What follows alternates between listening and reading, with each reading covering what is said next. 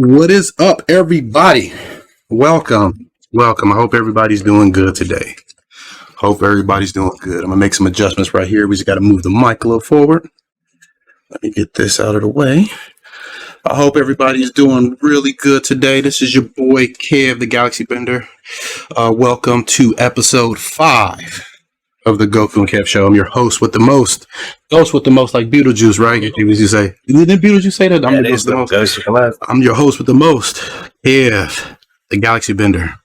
Joining me as always, my main man and co-host, brother from another mother. Love you, man. John Ramsey, aka Goku Black. What up, though? How we doing today, man? So, how's it going, Mr. Goku? How was your week, man? Tell me some things that happened outside of your gaming spectrum. Tell me some things that happened. Yeah, I'm doing good. You know, Any Murphy's Law happened? Anything at work? You was telling me you was real busy. Yeah, we've been busy. Y'all supposed to started some backup shit. Yeah, send a bunch of toner out. I sell copiers and copier accessories. You know. All right, Hank Hill. Y'all hear him? He being Hank Hill. I'm over here choking on my smoke. I'm sorry. But yeah, he's being Hank Hill. He sells copier accessories. Yeah. So, but yeah. Like I said, I do one show a month, and because it's time consuming. And let me tell you guys the week I had. So the first thing that happened is Jitsu Squad, because I've been testing extra hard difficulty, and like this extra hard difficulty actually depressed me. Like I was in a little bit of depression because I couldn't. It's so hard. You watch me go through it over and over. It's so hard, but so hard. We're gonna play it today. We're going to co-op it, but I want you to fight what I fought. I'm going to let you watch my fight. Once I figured it out, that was the crazy thing. Once I figured it out, it became like super, like it was like, oh shit, it was like a light bulb. I was like, oh, I should have did this before. But I'm going to just let you see it so you can see if it's something you can discover. But we will co-op it though, because I do need to give them some data for co-op and stuff as well. But so that was like one of the things that happened. Then I had the goddamn Plex server crash. That was fun. So what happened, Plex was for some reason, it was on my Windows 7 server, like that server right there. It had Windows 7, and this is what happened. So the server would just crash all the time. It kept crashing, and then it wouldn't respond. So I was like, all right. So what I'm gonna do is I'm going to uninstall the server, but back up all the metadata. It was like about 20 gigs of metadata, and this took forever to back up. So, and this is for the posters and stuff like that. So I was like, I'm gonna install that, back up the metadata first, and then once I reinstall it, load the metadata. So once I uninstalled it and then went to reinstall, it was like no longer supported. So I'm like, fuck, man, this is the end of Windows 7. So I was like, I have to uninstall the whole server and reinstall 10. And then the hard drive problem happened. I had a hard drive problem. So I took it, I installed it on a regular mechanical drive, and I was like, this is too slow. So I installed it on SSD, but once I put the SSD, the BIOS of the computer would not read the hard drive. It would see it, but it couldn't read it because it was formatted for Xbox Series. Like I had plugged that SSD into my daughter's hard drive, and what I did, I took hers for the meantime because she doesn't use it.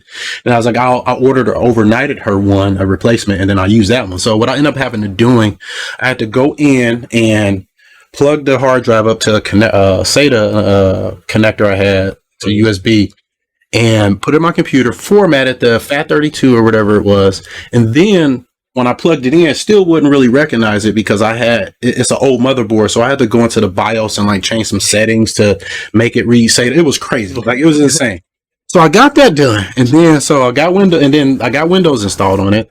And then, once I got Windows installed, I realized when I went and installed, the server software, I probably didn't even need to install Windows 10 altogether, because what I was trying to install was the Windows 10 client app on Windows 7. And it was so late at night, I wasn't thinking. So I potentially, now the thing is, like, it still supports on Windows 7. So I probably didn't have to do all that. However, the improvements, because I put the solid state in and it's running on a faster OS, it's able to serve up movies and shit to people a lot quicker. Okay. You see what I'm saying? So you've been having better performance since it started. Well, I'm still watching like series. As a matter of fact, I started watching that Halo. Oh, okay. Dude, that is good. Is it? Oh yeah. See, I'm not a fan of the actor, the Paul Schreiber, the guy who plays Master Chief. Yeah. Not a fan of him. Like, I don't like his. I like him as a bad guy. Okay. Like, because he's a prick. I see. Like, his characters he usually plays are pricks. There's a movie with him and Gerald Butler. He's such a good actor. He's a great actor. I can see that. I believe he's a good actor, but I don't like him as a good guy because to me he's not a good guy. He's a prick. You know what I mean? Like, he's porn stash and what's the fucking Orange is the New Black? He plays plays porn stash on there, and he also played in Law and Order SVU where he kidnapped Benson and he's about to rape her. You know the main. Oh, he was that guy. Yeah. He was that guy. Yeah, he was that guy. I didn't even. Yeah, he was like trying to assault her. I remember that. It was a whole series. His name was Lewis. Remember? Yeah. And then like she beat him like almost to death. Yep. And he played that. Shoot him and shit. Yeah, that's him. That's that guy.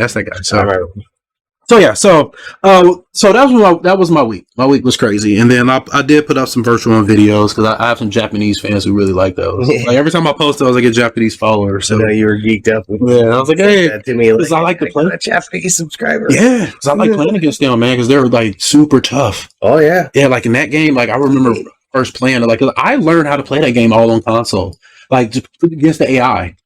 Because like I couldn't play against anybody, so I learned every mechanic just by playing AI, and then because you killed me when we played it.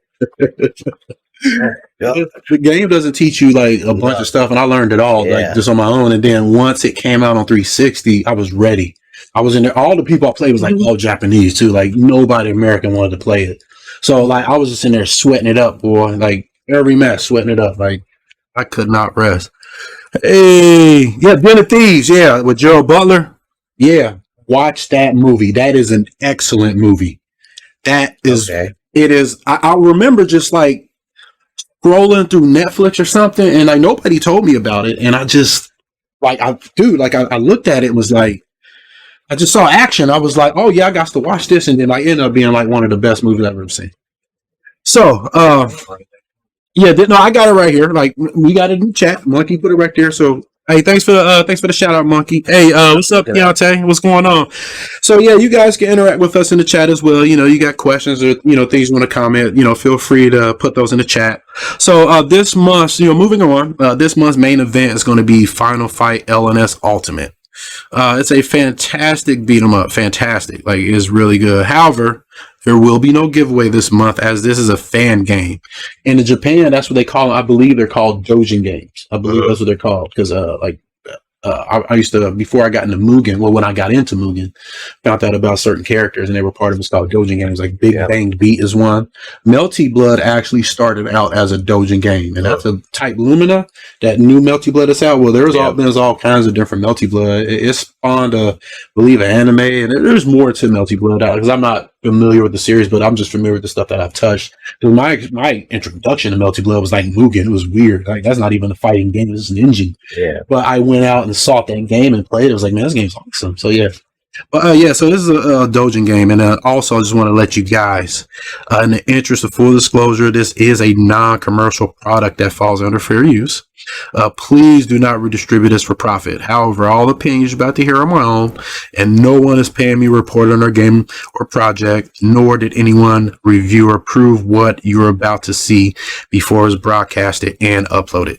None of my views and opinions represent either of my players, and this goes the same for Goku as well.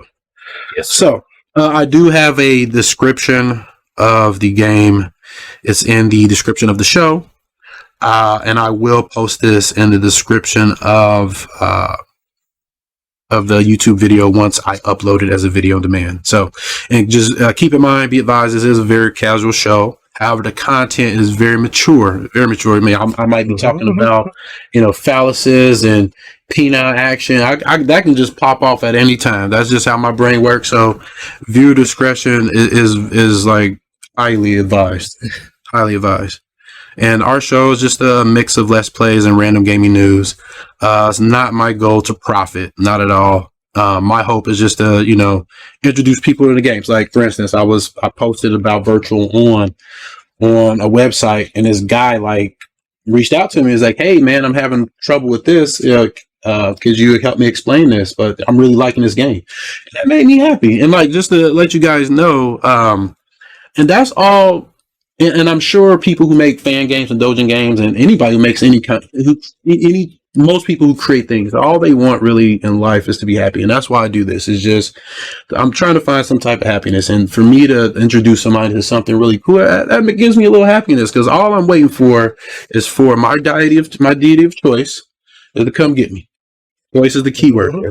But yeah, that's all I'm waiting for is him to come get me. And while I'm here, I'm just trying to, be as happy as possible. And me introducing somebody to something that, gave them a little bit of happiness, because this is depressing. This world is depressing, as people know. So if I can deliver any type of happiness to anybody, that's all that matters to me. I'm happy, so, but again, not the profit, just want to introduce people to stuff, and it will be kept grinding for the basement.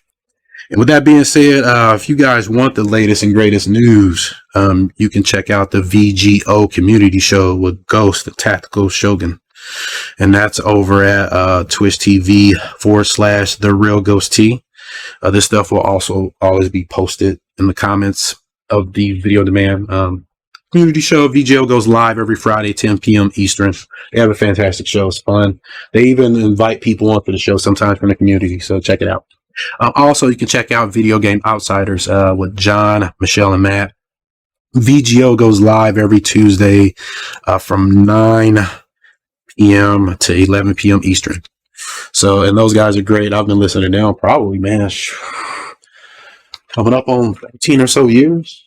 Jeez. It's been a long time, but yeah, they have a really good show. Sometimes they even are on a community show, and I've been on that show before too. Yeah, or not? Yeah, I've been on. Show me those clips. Yeah, well, I've called in, but I've actually been on it before. So, but and it's fun. And I like to give back to that community, so that's why I give shout outs, because they do all this for free, and they do have stuff that's paid now, and they didn't always start that way, and it is not a form of selling out. It's like they put out extra content for people to subscribe to, but like the VGO show will always be free, and the community show always be free as well. And they put that out for free, so I appreciate them. So I have no problem plugging them.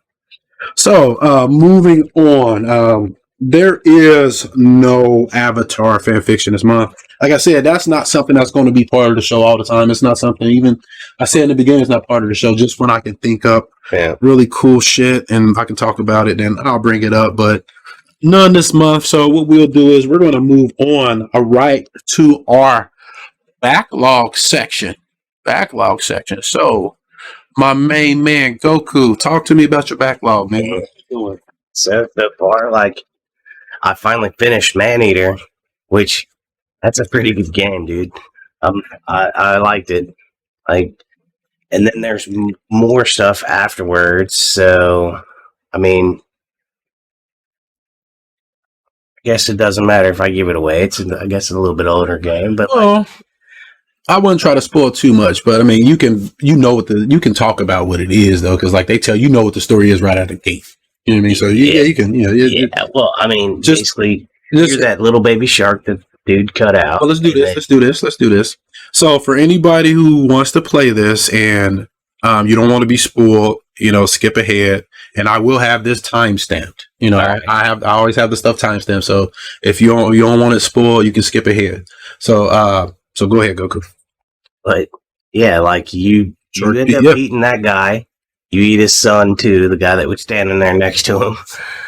And then after you actually kill that guy, it has a whole aliens, secret societies and the Illuminati almost. They were kind of poking at it. It was kind of funny. And I love the narrator. That's the best part. Is the narrator guy. He's charismatic. That's the best way to put it, because he's very sarcastic too. It's pretty awesome.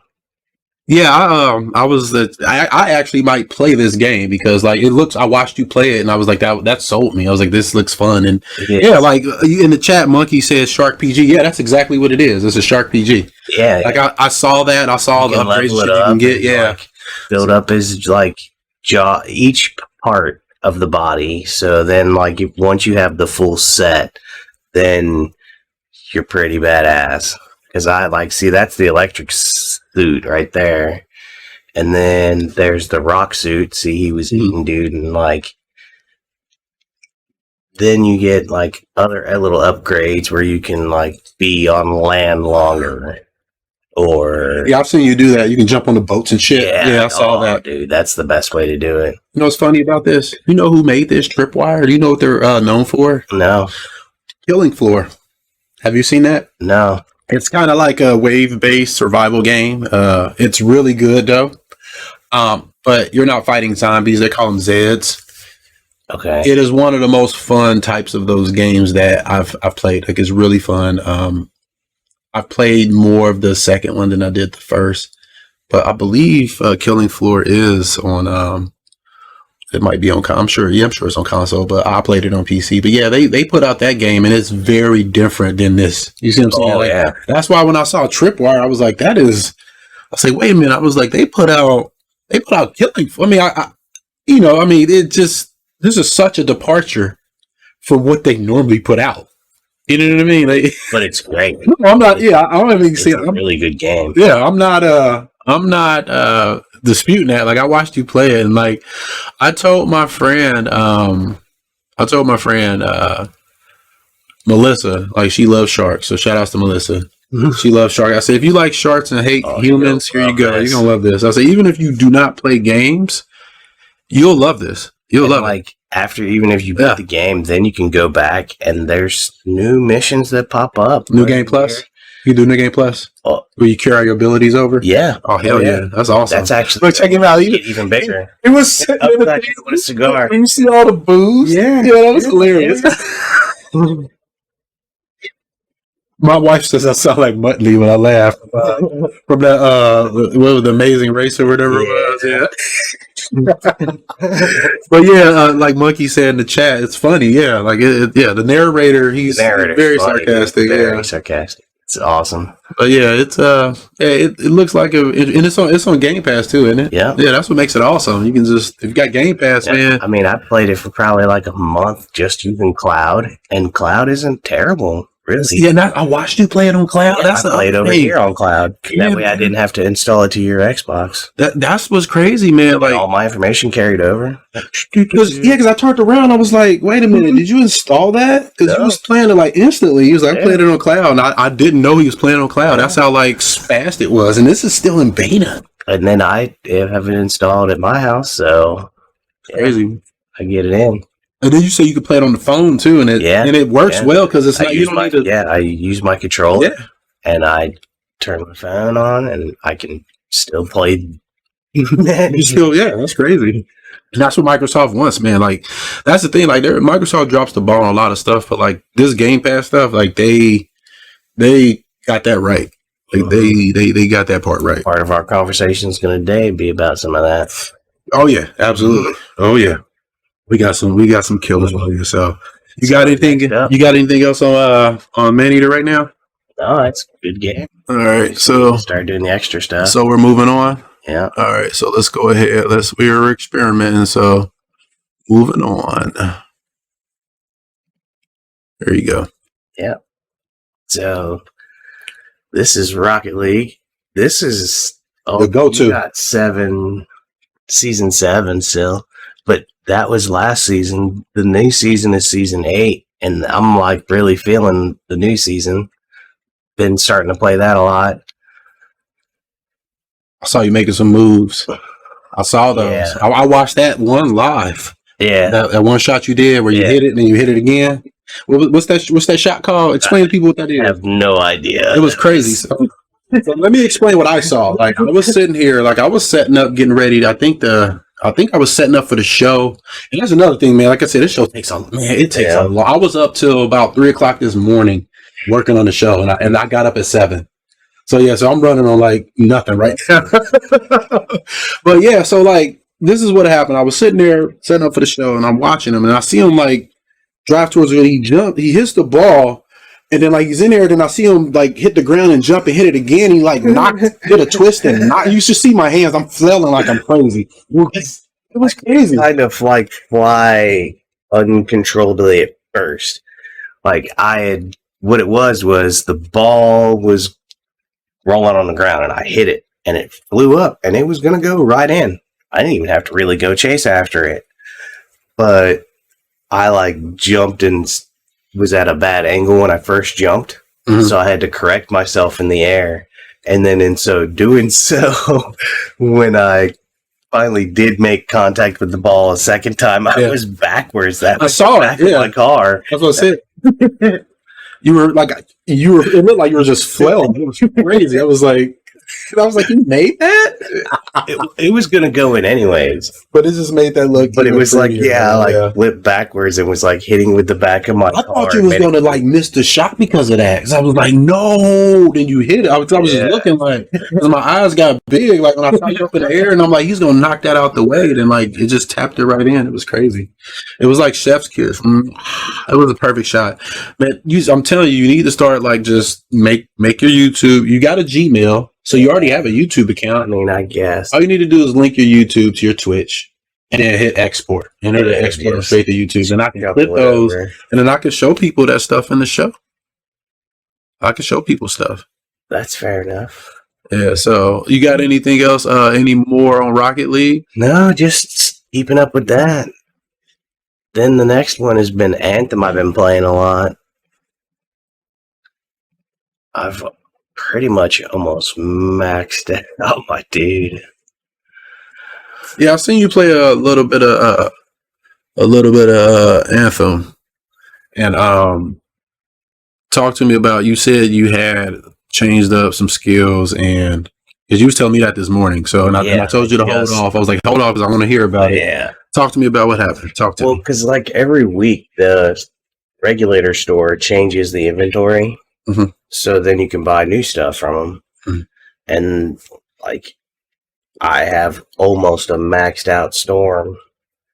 It's now 863.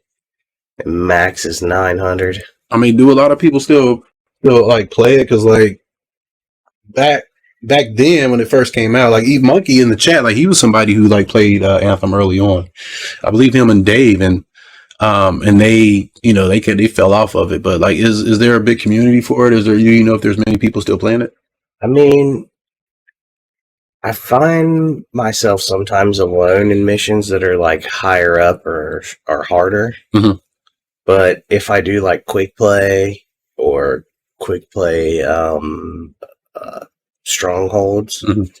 usually I have other people, and most times they're lower levels. Oh, really? So it seems like that would be new people, right? And this is on EA Play or whatever, right? Yeah, that's probably why. Because people can just install it now and play. You don't have to. You don't have to. If you have the subscription, you can just play it. I'm surprised they didn't make a free to play model. Normally they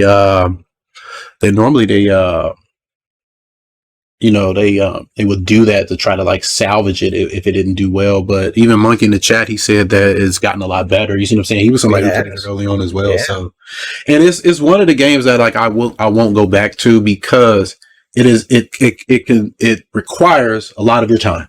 No, it does. Yeah. It's a role playing game. I kind of got to check in every other day. You see what I'm saying? Because I said, they change up the store. Right. And it's just for any type of role playing game like that, especially ones that are live like this, the hook, they want you to keep coming back to it because it's a live service. So it's going to require you to invest a lot of time. Yeah. And that's because Ark. Yeah, any game, Ark, Fantasy Star Online 2. Yeah, okay, Fantasy. And I am a huge, I'm a fucking huge fan. Fantasy Star, and I'm not going to go, and it's free, but I'm not going to go play it because it just requires a lot of time. It's a huge time sink. So Ark, yeah, I mean all those games like that, man. Escape from Tarkov. That's another games like that. Dinosaurs, dude, and in an official server, it takes fucking 6 days. So yeah, that's what Monkey was saying about Anthem on release. You didn't get you're playing it complete. They played it when it was stripped down, you know what I mean? Okay. Yeah. So yeah, everybody had a bad taste in the beginning, man. It's a shame because that flying shit is cool. Oh, dude, I love it. That's my favorite part. Fucking cool, man. That shit's cool. I was playing it, and my girlfriend, she said she was watching my Twitch. She's like, "What game are you playing now?" I said, "It's called Anthem." I said, "I love the flying part." I love the flying part, dude. That's the best part. Especially like Storm. He has the most flying. Oh, excuse me. Yeah, that's games with like flight like that or like swinging like Spider-Man games. I love like the fucking the Spider-Man just came out on PC. So I can play that shit in 4K 60 frames per second now. That would be awesome if you could come to Xbox at some point. You know that. I know. And we're talking about that. We're talking about that. We poking the bear. We poking that 007, man. Rustle up the whole hornet nest. You got anything else to say about Anthem at the moment? No. All right. And then just, I guess, my usual occasional For Honor and Dead by Daylight. Which, I mean, For Honor still... It seems like it's an alive game because they're still adding new content to an extent. But you got to be real sweaty if you want to be any good at it, really. Like you were saying, a game that you just spend a lot of time on. You just got to play it every day. Like my focus would be more on Rocket League if I was going to be sweaty. That's gotcha. Be sweaty. See, that's my Call of Duty, my Modern Warfare. Like when I'm ready to sweat it up. Like I was playing Modern Warfare this morning. I haven't played it in probably over a year. And man, it is like riding a bike. I was like, it was like the amount of fun I had. You know what I mean? Yeah. I wasn't, no scoping and hauling ass, but I picked up my swords and I was just running around slicing, boy. And it just, I was like, man, this game like it's like that. I have to, if I want to win, I got to sweat. So I know what you mean by saying I share your Rocket League game. So, but yeah, I played about 2 matches of that. And then Dead by Daylight's fun. It's like, that's the game that makes you sweat just because it's scary and like, killers like coming to get you. You gotta like try to hide and figure out this totem and undo that. And different type of sweat. It's a different kind of sweat. And now they all sweat. Yeah. And then they just brought the new character is Wesker. So I mean, see the little side by side, and the other side is Dead by Daylight. And Wesker is a beast. I've played against it once, dude. That motherfucker is a tank. Well, he's the infected. It's the infected Wesker. Yeah. So if people who don't know, like Wesker, he's a character from Resident Evil. You might want to explain to people who may not know. Okay, yeah. So Wesker is from Resident Evil, and he was like from the beginning. Yeah, he's the very first game. Yeah, he was the guy in the mansion where he went missing. Like it was that guy. So Resident Evil 5, like super infected and gets the tentacle thing and stuff and. Like he's like a half nemesis, I guess, something like that. Yeah, because he kind of fights like that. Oh man, that's my wife right there. Yeah, he's the new survivor. That's my virtual wife. He's the new survivor. I got. She's mine, y'all. Don't know. Can't nobody else have her. I claim her. 801. Go ahead. I'm sorry. You're good, but like. So you see how like they show him like tearing through the door? He does that through the little barriers that you can throw down, dude. Oh, really? He is a fucking tank, dude. He just fucking murders. Like usually, like at least me and my son can be playing, and like if we start dying and people start getting like hooked up real quick or something, we're like, okay, this is probably going to be a hatch game. So at least like while we're doing generators, keep an eye out for it, and then we'll tell each other. So if either one of us is the last person, we know where to go to get in the hatch. Gotcha. That's cool, man. Dude, that Wesker guy started murdering people. I say he didn't care. We didn't even have we were like, care, man. I don't care about these. By the time I was like, oh shit, Michael, this is going to be a hatch game. He's like, oh yeah, it is. You better go find it. I was like, what? That's cool that you play games with your son, man. That's cool. We need more dads to do that, man. Dads are cool, man.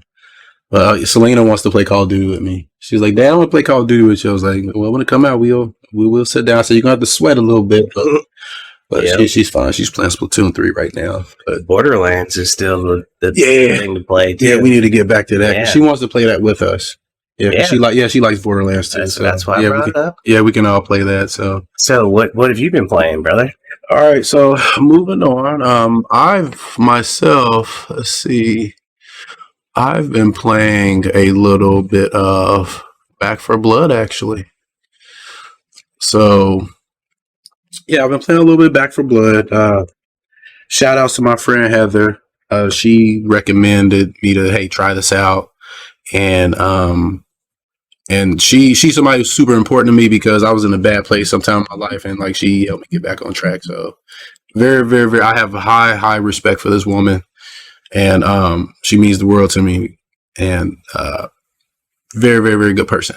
And she recommended this game. I was like, hey, come check this out. You and your friend Goku come play it. And I didn't get into the whole Left 4 Dead zombie craze back then when zombies was in style, I should say. I always play games when they're after they're out of style, because I'm usually just occupied with something else. Like when something goes into style, I'm not going to stop doing what I'm doing. I kind of get to it later. It looks cool, but let me finish what I'm doing first. But I didn't, like, for instance, the World War II games, when there were just so many of those. I didn't play any World War II games until, like, they kind of started to fall off. So, like, I had enjoyed the last few that came out. Kind of the same way with this. Like, I played Left 4 Dead kind of like when the community kind of thinned out, I should say. So, I played a lot of Left 4 Dead by myself. I believe I only played it co-op one time. That was with my friend Jay. And it was fun, too. It was a lot of fun co-op.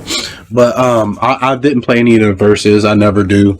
But so she recommended we play this, and I was like, all right, I'll give it a try, and didn't think much of it. It was on Game Pass, and ended up having a lot of fun with it, believe it or not. It was fun. Yeah. It ended up being a lot of fun. Yeah, Goku played it with me, and the main, like, the company who made it, from what far as I know, they're called Turtle Rock. I do know they worked for Valve at one point in time, and they were responsible for coming up with Left 4 Dead. They were the creators of that, and then they broke off and created Evolve.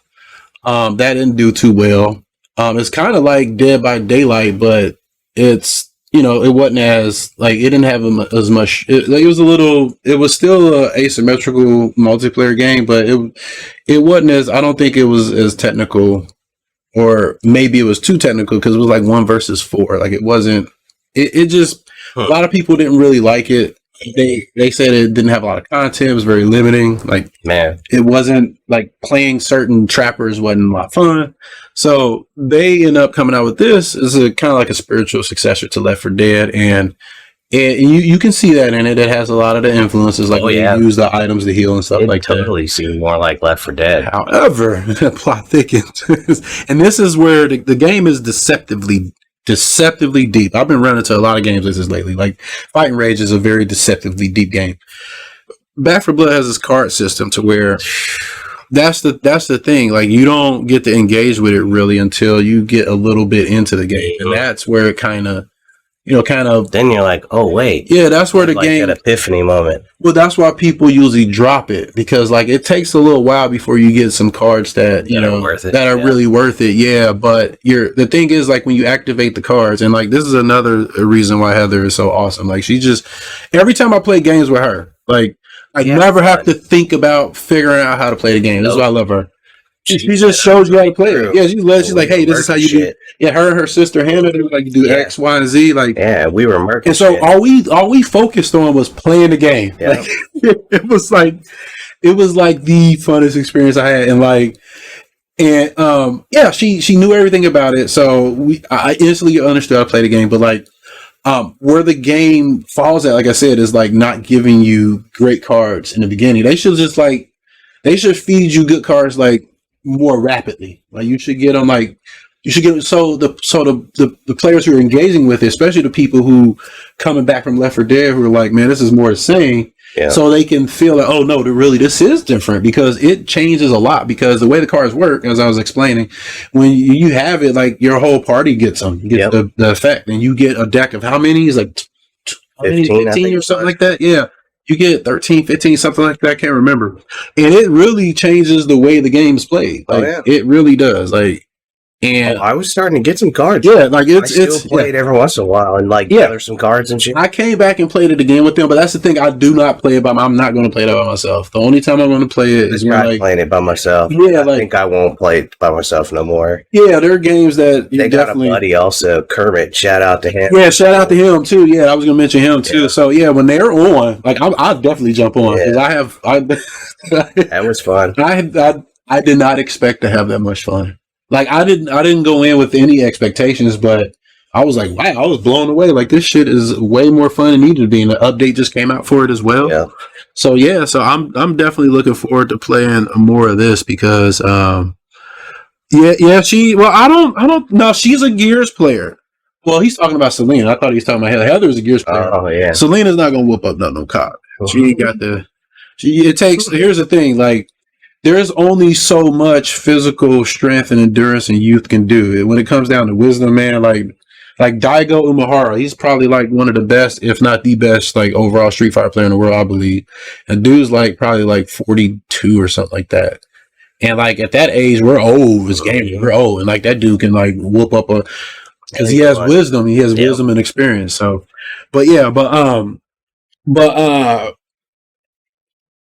shout outs to Jean. But yeah, she said veteran mode is, and that's what I'm looking forward to as well. Like I want to actually get to the point to where I am proficient at this game because like as you notice when you play games and like once you start steamrolling it, your brain turns off. So it's like you have to crank up the difficulty. Like next time we play Halo, we have to crank it up. I know because like, well, only on that map of us. That map. Well, when it's me, you, Monkey, and K on that map. We have to play it at least heroic, like at least. We played for like what? Yeah, because the game it stopped challenging us. So yeah, and when that happens, is I get sleepy. I'm like, well, my brain's about to turn off. I need them to push back. So let's crank it up. Just like with the extra hard mode on Jitsu Squad, I'm engaged the fucking entire time. Yeah. Like my face, I'm mad, and my eyes is fucking glued. Shout outs to Killy. Let's shout outs to him, man. Like he's the guy who designs. Like he does the enemy AI, and he does Jitsu Squad. Oh, Jitsu Squad. Yeah, he does a lot. Yeah, he does a lot of the. He does all of the AI and stuff for. He's doing all that. He's doing a good job. He's the one that's like designing that mode. Like he's doing a good. He's doing an excellent job. Like he's pissing me off. Yeah. And the thing is, like when I'm pissed off, I come back to it. Yeah, that's the thing. Like it had me depressed all week, but like I was like, this game is not. He told me, he said, "Hey man, you don't have to beat you." He said, "You don't have to." He said, "We're making changes. You don't have to." I said, "No, man, it's not going to beat me." And once I figured it out, and I told him, he was like, "Yeah." And I'm glad he didn't tell me because I was able to figure that out. But the game pushed me. You see what I'm saying? I enjoyed that. However, you have to enjoy the moment to moment combat. Moment to moment. You have to. If you don't enjoy the moment to moment combat, then your brain will turn off. Yeah. So, and that's what I loved about this game. Like it was very reminiscent of Left 4 Dead, but it's a very pretty game too. Very, very like visually, it's very pretty for how much stuff's on the screen. The only thing I don't like about it is when you're in certain environments, it's hard to see because like it's like the lighting is dark and maps that are like really claustrophobic, like really closed in, like that forest place we were in. It was so freaking hard to see like where enemies are coming from. I was shooting from, and that's not just the game's fault either. It's also my fault because I have like negative 8.75 vision. Like and I think you were also using a weapon that didn't have a flashlight on it, right? Yeah, I have a flashlight. It was just it was hard to see, but I was still blasting stuff though. Yeah, it was just like real hard. And then like I had the lights down in here too, so it was like it was just dark, but I had a good time. So but yeah, Monkey says his hand was sore for days after playing Halo. When we was playing Firefight. Yeah, like his hands were sore for days. So yeah, but that was that was a lot of fun. I had a ton of fun with Back 4 Blood. I'm definitely going to be playing that some more. So moving on, this is a bit of an oddball, people might think, but hey, I don't care. This is a bit of an oddball. So all right, so I've been playing a little bit of Pac-Man World Re-Pac. And you might ask, why have you been playing this goofy game? Because it's fun. This game is fun. So I all the games I've been playing, they're a lot of action, intense, got to be engaged. I want to turn my brain off sometimes, and like this is a very lighthearted game. Very lighthearted. Turn off your brain game. Yeah, just to relax, palate cleanser. Yeah. It's like after I play Jitsu Squad on extra hard and testing that mode, I come back and play this, and as you can see, it's like it's relaxing. It's such a fun game, and people like the second one the best. So hopefully this does well enough. But what's cool about it is it's the same, pretty much the same game they released on PlayStation 1. It's a remaster of that. But I didn't play that one, so I don't know what quality of life improvements that they've made. I'm sure there's something there because the fact that I can go in and rebind my controls, I'm sure you couldn't do that on the PlayStation. Oh no, I'm sure you couldn't. No. And the way they had it set up is weird. And but overall, like the game's fun. Like it's a platformer, kind of like basically kind of like Crash Bandicoot, but you're not just running straight. But it's basically you're basically. You can see like some of it looked like a real Pac-Man game. Yeah, so you get certain. When you get a power pellet, you turn to that Super Pac-Man, and that's the only way you can defeat the ghost. But the other enemies can be defeated by like his butt stomp, or he can throw Pac pellets at him. There's a couple different ways he can roll into them. So kind of like Sonic, but and that's cool too. Like I have it set to the R trigger. You hold it and you go up ramps and like you. I don't know if they show it in the trailer, but yeah, you will go up ramps and like jump up stuff. Like it's a lot of fun. It's kind of like Mario, Super Mario 3D World. If you played that, yeah, it's kind of like that. Rayman. Okay. Rayman 2, like that's the structure, I would say. Okay. Where you're going level to level, and then like you got bonus levels that are like the regular Pac-Man game and stuff, and there's different power ups you get, and you can get the metal power pellet, and that allows you to walk underwater because it makes you heavy, kind of like Metal Mario. You see what I'm saying? Yeah, it's basically, man, it's Mario 64. Ish, yeah, and I do know like there was a racing segments on the original one that was kind of like RC Pro-Am where you're around the track. Well, they changed that here where it's like kind of first person. You're kind of like driving a racing game. That's cool. So they changed that, and I'm sure there's other quality of life features, but it is a really fun, like real easy. Like it's meant to be easy. I need easy too. I like easy. Yeah, I'm playing extra hard. Turn off your brain. I want easy, real easy. That's what I want. So it's a real fun game. I enjoy it. It's not a full price game either. It's not full price. I believe it's like $30 or something like that, I think. But yeah, it's on like every platform. Again, it's like it's like a Mario game. Real fun, easy to turn brain off. So enough about Pac-Man. The next game I've been playing is I have been playing some Coawabunga Collection. So basically, Coawabunga Collection is a collection of all the Genesis, Game Boy. Well, not all the Game Boy, but I know all the Genesis, all the Super Nintendo. Well, not all of them. So there's a bunch of Turtle games in it. I think it's like 13 of them. You got Turtles in Time, Arcade, regular Turtles Arcade, Super Nintendo Turtles in Time, Super Nintendo Tournament Fighters, the Genesis Hyperstone Heist Genesis Tournament Fighters, the NES Turtles Arcade 1, 2, and 3. You get all those. The Tournament Fighters NES. You get a couple Game Boy ones. I never played any of the Game Boy ones, but yeah, they got that hard ass NES one on there. Good news is though there's save states. I saw that. Yeah, so it's a collection of those. I think who was the guys that put this out? It should say it on here. They do a bunch of collections like this, a bunch of emulation collections. I can't think of the. I actually made it kind of far in that hard ass NES version when I was little. I mean, we all did because we just sat there and just played it. Yeah. Like it was the ones who was like, F this, we're gonna move on. Like me, I was like, nah, I'm done, man. Because this all right, so the NES one was the one that duped me. Well, all those stupid games duped me. So came home, was like, my brother was like, yeah, man, I got Turtles. I'm like, yeah, we about to play some Turtles. He put it in, and it was that bullshit. Yeah. I was so mad. But one player. Yeah, they got save states. I forget who the people who did this collection. So the collection is pretty good. What I don't like about it, you don't have multiple save states, but you can rewind, and that helps too. Yeah, you make a mistake, you rewind.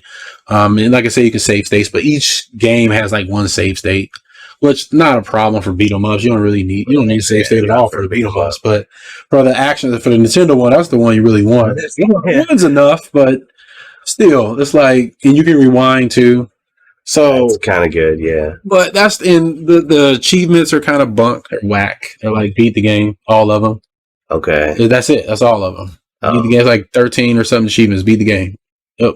Beat all of 13 them. games. Yeah, something like that. Yeah, there's an achievement for just clearing each game. Which okay. I wish they like had different. Like some companies get like really creative, like give you different objectives, like blow up 5-foot soldiers with a exploding barrel. Even that shitty reshield at like. And it was only 200, and this has 1,000. You know? So, but that's nitpicking. Like overall, it's pretty good. I mean, should you get it? I think it's overpriced. It's like $40, and if you have like a phone, you can download these on emulator. That's what I'm saying. That's why I say, like, is it worth it? Games, you can put them on your phone, but and like, do you want to play all these? So I know that I'll play through all of them maybe once, but the ones that I don't want, the ones that I will play the most is Hyperstone Heist and Turtles in Time. Those are probably and then Turtles, actually maybe the Tournament Fighters. And there's a reason why I may or may not play that, and that's coming up next.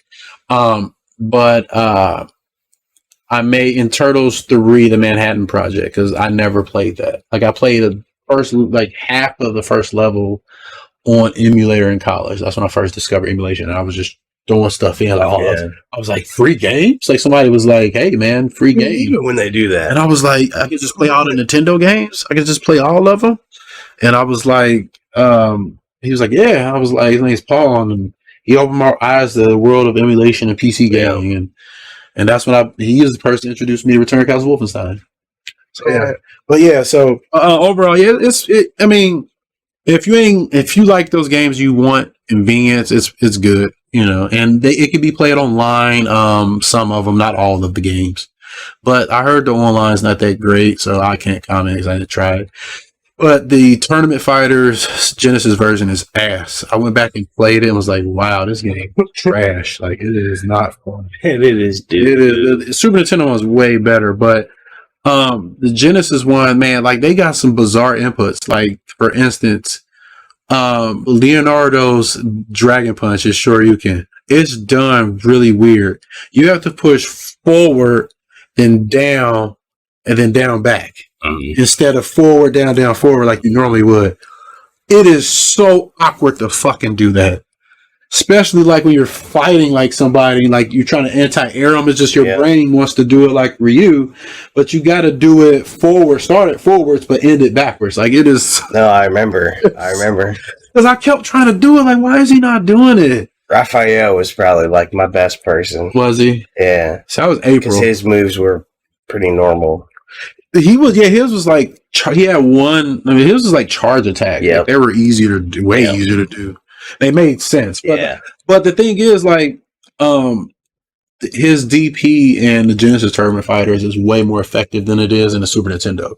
Because how the Super Nintendo's arc is, he flips forward and turns into a ball. It's bizarre. He jumps forward, and the arc kind of is like this. Like you can't see my hands. I'm trying to show Goku, but the arc is kind of like a crescent, like kind of like when Nash does a somersault kick. Or, I know what you mean. Yeah, a little wave. That's what it looks like, but he's flipping forward instead of backwards. Okay. It's so weird. So the hitbox one is weird, but the Genesis one, like it's like beautiful, but good luck fucking doing it. Then they got the Nintendo Tournament Fighters. I played that on emulator in college too, and I was like, this shit. It sucks because like the controlling it sucks. Even with a good controller, like it's bad. Like I'm not gonna play that. I'll play the Nintendo one, the first one once. I'll probably beat it, get the achievements, and then or try it to beat it. Even with the save statement, I might be like, fuck this. You know what I mean? Fuck this hot bag of hot dog dicks. Whatever the fuck, man. I'm telling you that people know who played that game how hard. Like it was hard for no reason.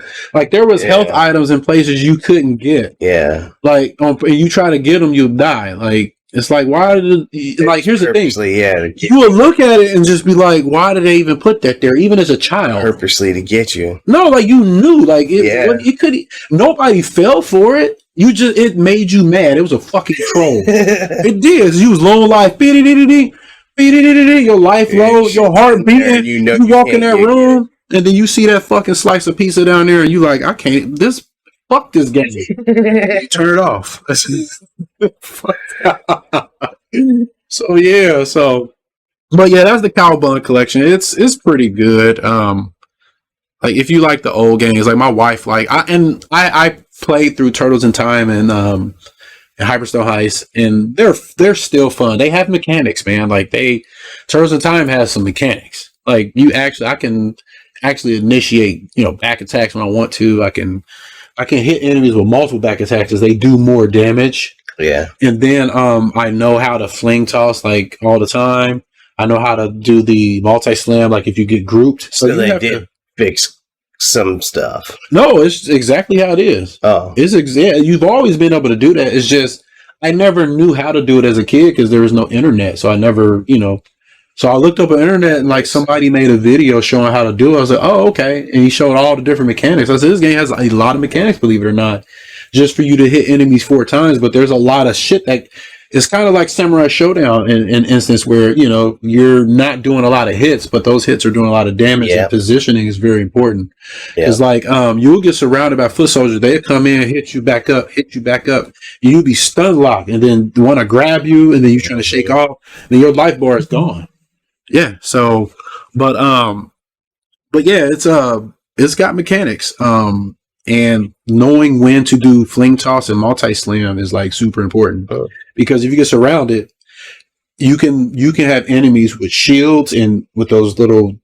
They don't have the shields and throw somebody into them and it breaks their guard, right? Well, no, they don't have like the tonfas and they block and like you can't grab them or do any damage to them. But if you do a multi-slam on them, it blows them up, it kills them. So if they surround you, what you want to do is hit an enemy to stun them and then walk forward and like tap forward to walk into them, and there's no grab animation. They'll just be hunched over, and you have to push forward to walk towards them, and you tap attack, and then you'll grab them, and you'll keep slamming. If you want to do fling toss, what you do is you attack them and stun them, and then you walk forward, hold forward, and then tap attack, and then you'll fling them at the screen. Yeah, so there's a mechanic to it, and then it's useful for enemies who may have shields or something. If you can stun them.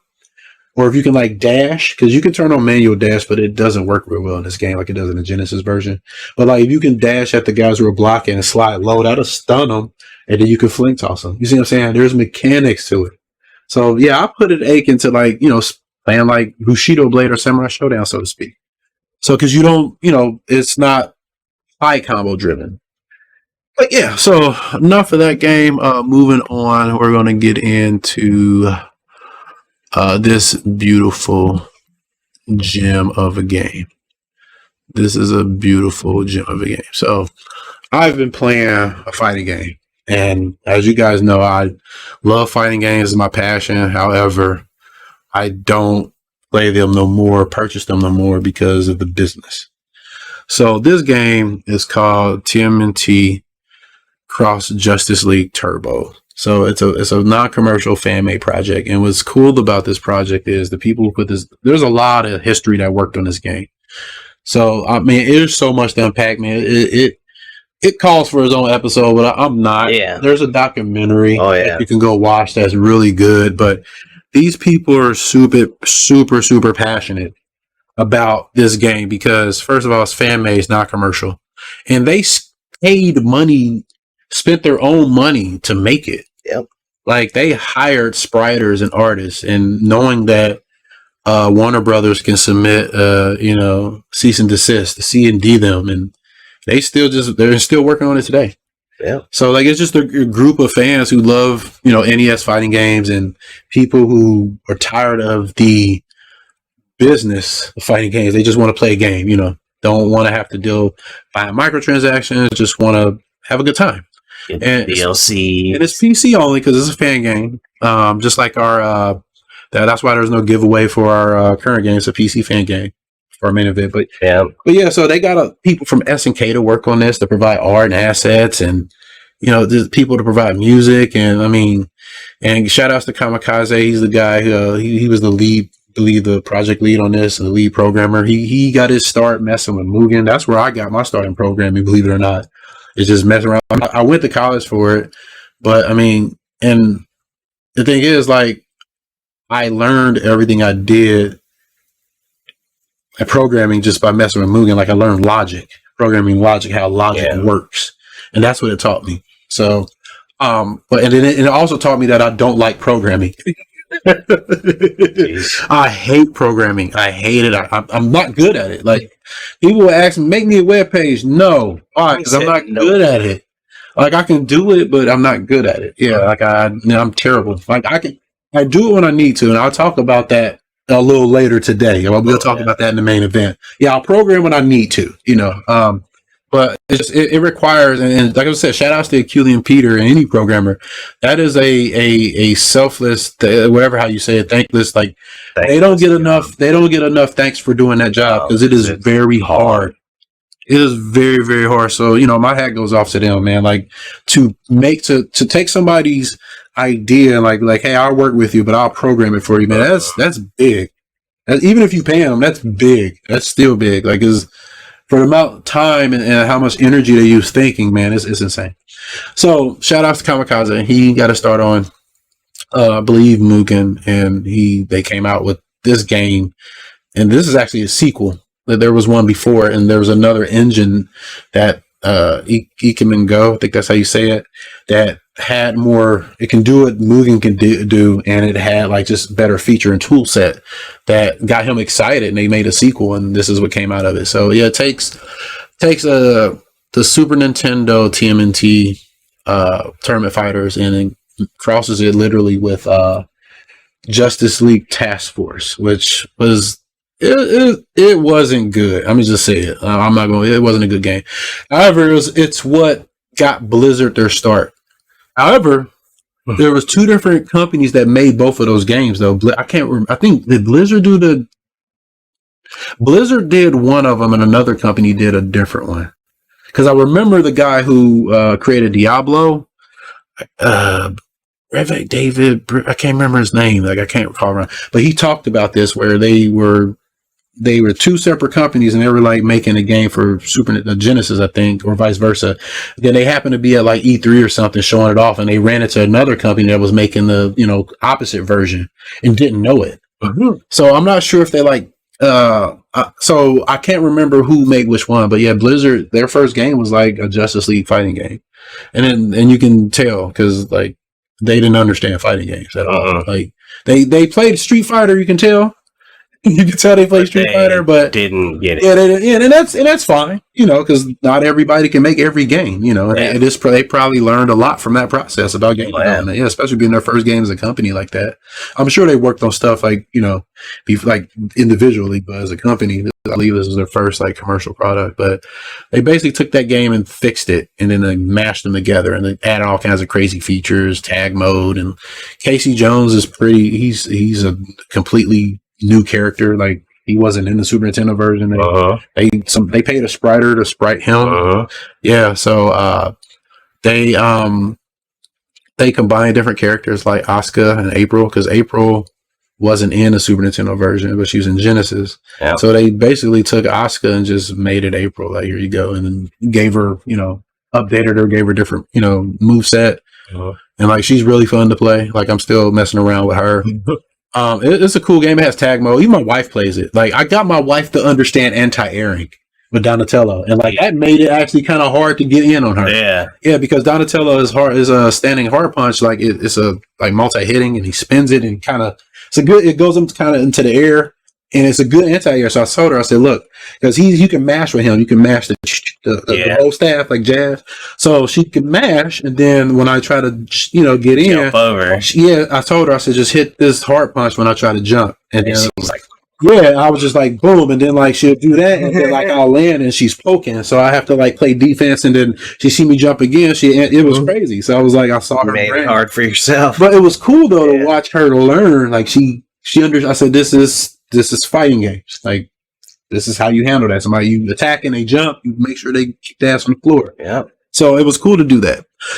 So, but it has tag mode, and like Bradley was over here. He played tag mode with me, and like he first time like really playing any fighting game for real, and like he had fun with it. He understood how to tag like different tag switches work and stuff. Like you can do a special move and then tag a character in. Like he understood that.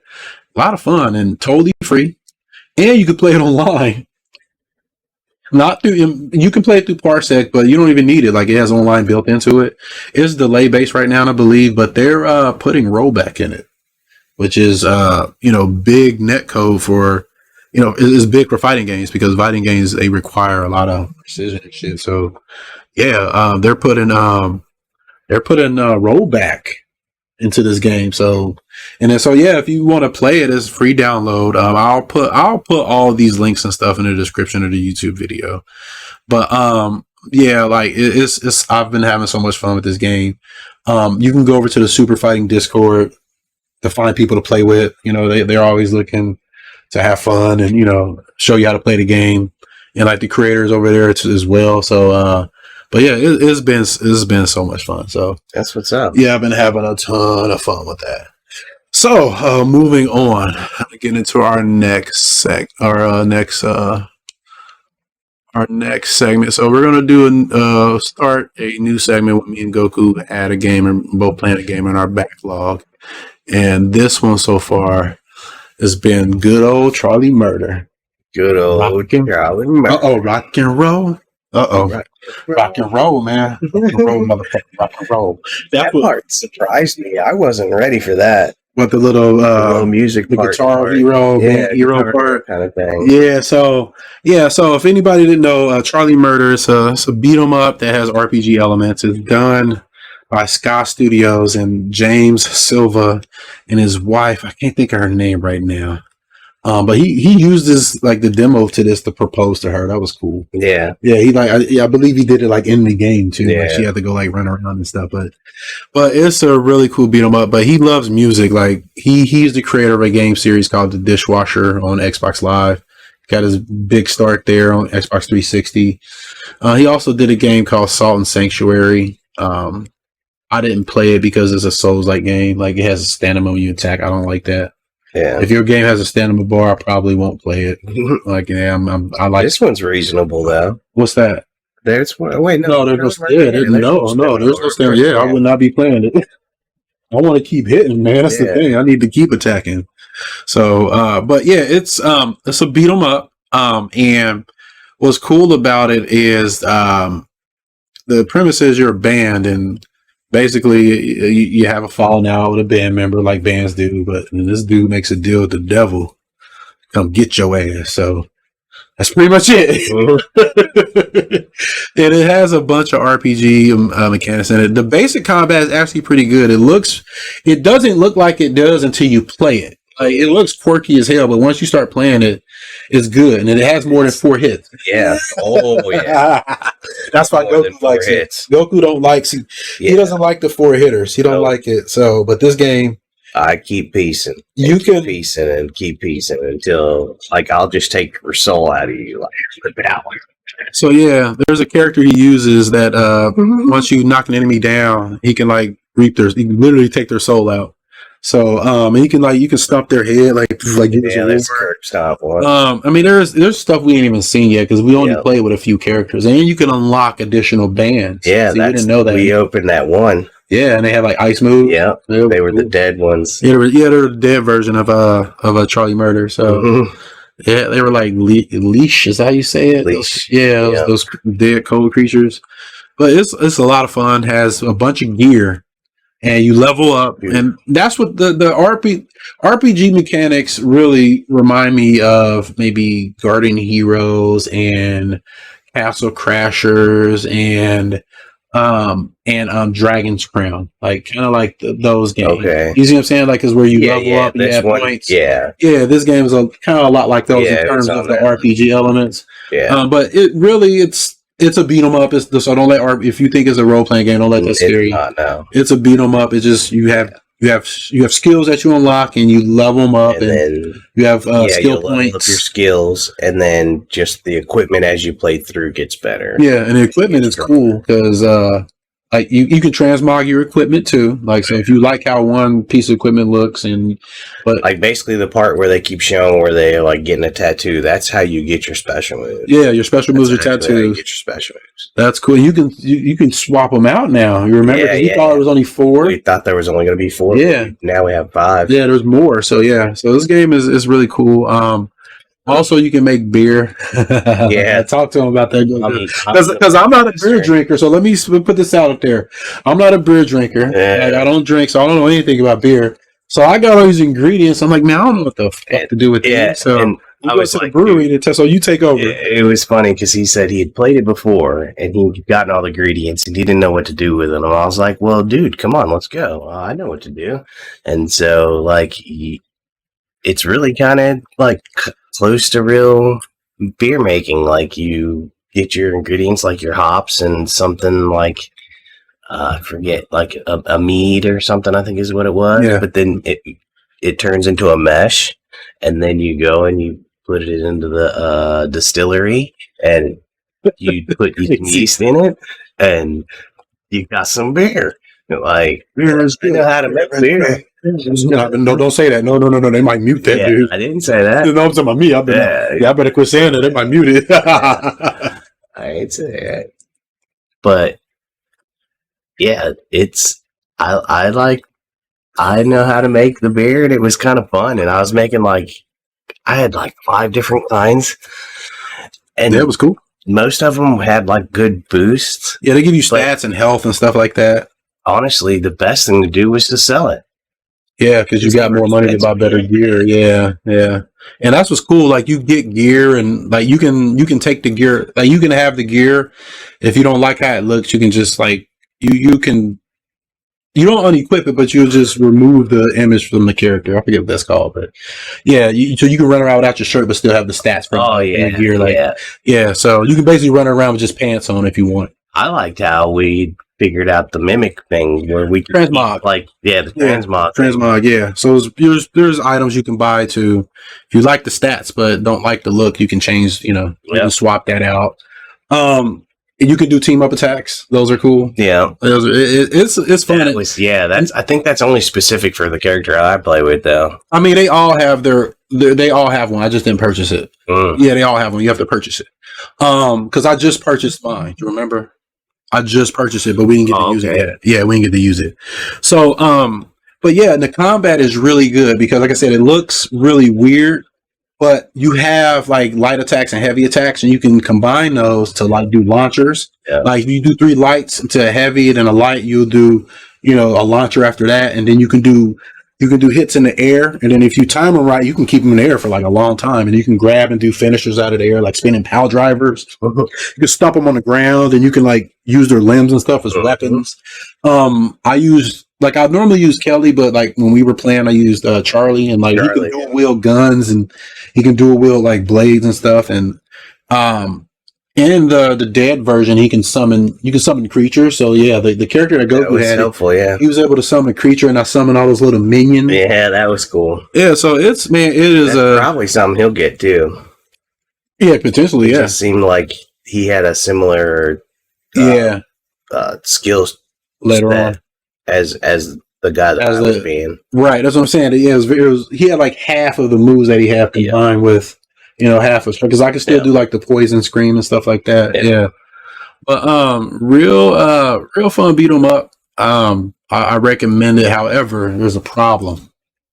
Game is a 360 game and PC only, really. So if you don't have a 360 or a PC, you can't play it, and it's a shame because, man, this is one of the games that really needs to be backwards compatible. Yeah. I mean, at least it can be played on PC. But man, like it is a gem of a beat 'em up. Like I forgot I had it because when I first bought it, I only played it for a little bit because I didn't have anybody to play with. Yeah. And it's fun by yourself, but man, it's just so much fun when you play with other people. Yeah, and it's 4 players too. That would be cool too, because then when you do the little Guitar Hero part, that would be cool. He has a part too, and it'd be so confusing. That would make it cool because you would have to try to see. At that point, I'm playing with Kelly, so it don't matter to me. Kelly's shit is so easy. If she has a tambourine, it's like this. Yeah. Well, that's just who I normally play with anyway, man. So I didn't even know that stuff was in there either, so I got to it. And like I don't. And then you started playing as Charlie, and you're like, "Oh shit, I gotta sing." Yeah, no, but I didn't. Yeah, because I was just sitting there waiting. Remember? Yeah. And I was like, "Oh shit." Well, no, what it was is, and I'll tell you, if you watch the trailer for it, if you watch it for a hot second, no, if you watch this one, I'm trying to explain something to you. So if you watch the trailer for the game, so you see Charlie sitting there writing. No, let me explain what I'm talking about. Well, because it shows right here the part. But let me explain. Explain it then. So if you're watching it and you watch the intro and you watch all that, and then you play with Kelly, and then when you get to that part, it looks exactly the same, and Kelly doesn't jump in until after Charlie jumps up off of the couch and starts singing into the actual concert. And then she jumps up, and then she still don't even have any notes yet. So when I had switched to Charlie, at that point when he's sitting down writing, notes are coming, and I did not know that. Yeah. So I set the controller down. Was like, oh, I'm not, I'm just waiting, and I was like, oh shit, he's missing notes because the way that it introduces you to it, like you just didn't know. Yeah, it surprised me too. So, because I thought the notes were supposed to start when he actually jumps up, when everybody jumps in. Yeah, no, he was like Lester and Charlie was like right away. That's how it always starts. Is like like they're sitting on the couch and they're just kind of like one dude's strumming and one dude's like trying to figure out the words. Yeah. And another guy's kind of like tapping on the couch, like being the drummer. Rock and roll, exactly. And now it starts, and then. In the graveyard, would end up stuffing demons. Then they get famous. So then that's how it like goes over to them actually being in the concert part. So that's how that goes. Yeah. And I didn't realize that the little chick just only plays a tambourine. Now. Yeah. Oh yeah, I did because that's what I played with. It was easy. That's how I got the achievement for getting 100. I can't wait to fucking play as the big dude because I know he's the drums. Oh yeah, it's just probably crazy. That's what I was gonna play with next. The big dude. That's what I was. Because I like I like power drive. I like SPDing, man. I like doing it. If you want big dude, I'll play with Kelly.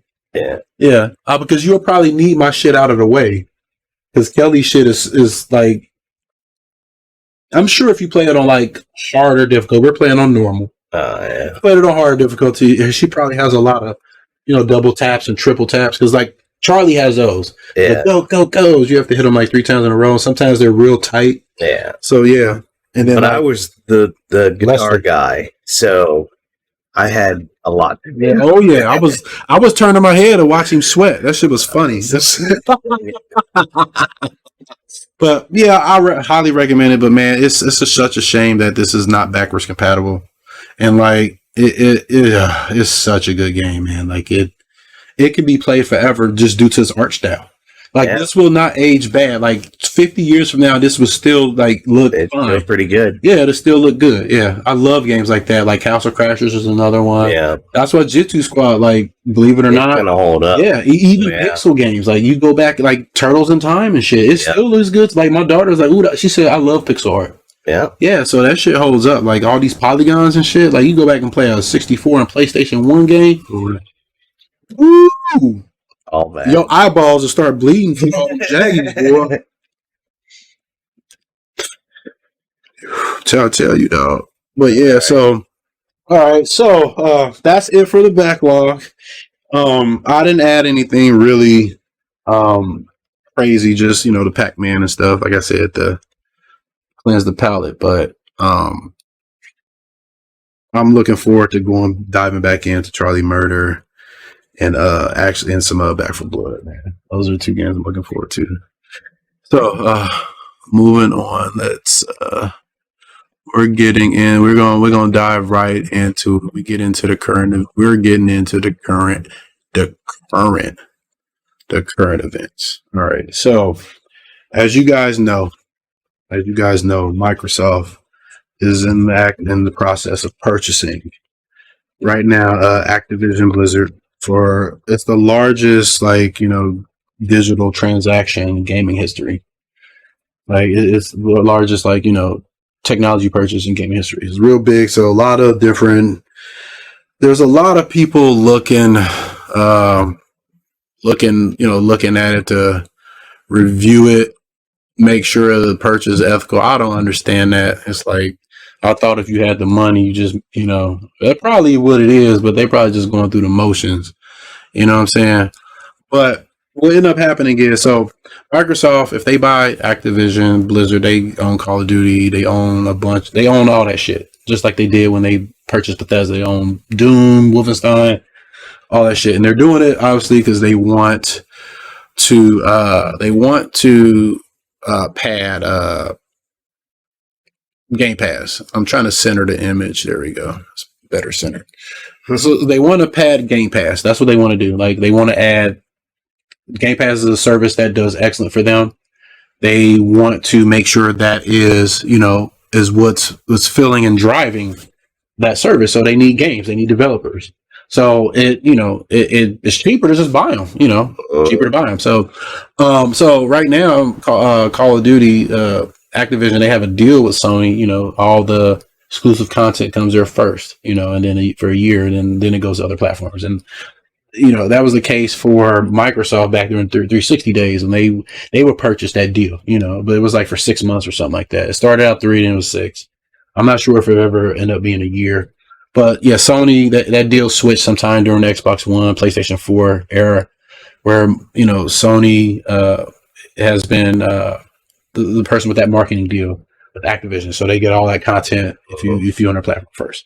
So Microsoft purchased that, they own it. So really, Microsoft, what they can do is they can be like, well, we don't have to follow none of those deals. We can just pay the fines, and then and the game that they're all fighting over is Call of Duty, because that's the money maker. It is, even though people may not like it. It makes money for it's the money maker. Yeah, and then King too. The people who make Candy Crush, like Microsoft own that too. They'll own that. That makes even more money. Oh boy. Yeah, that makes more money than Candy Crush. Yeah, they'll own that. See, people don't think about that too. Yeah, okay. Because it's all the Activision. Yeah. All that Candy Crush, all those side games that they make in mobile is Microsoft. Because Microsoft had made the argument that even on their own platform, Windows, they're not the biggest gaming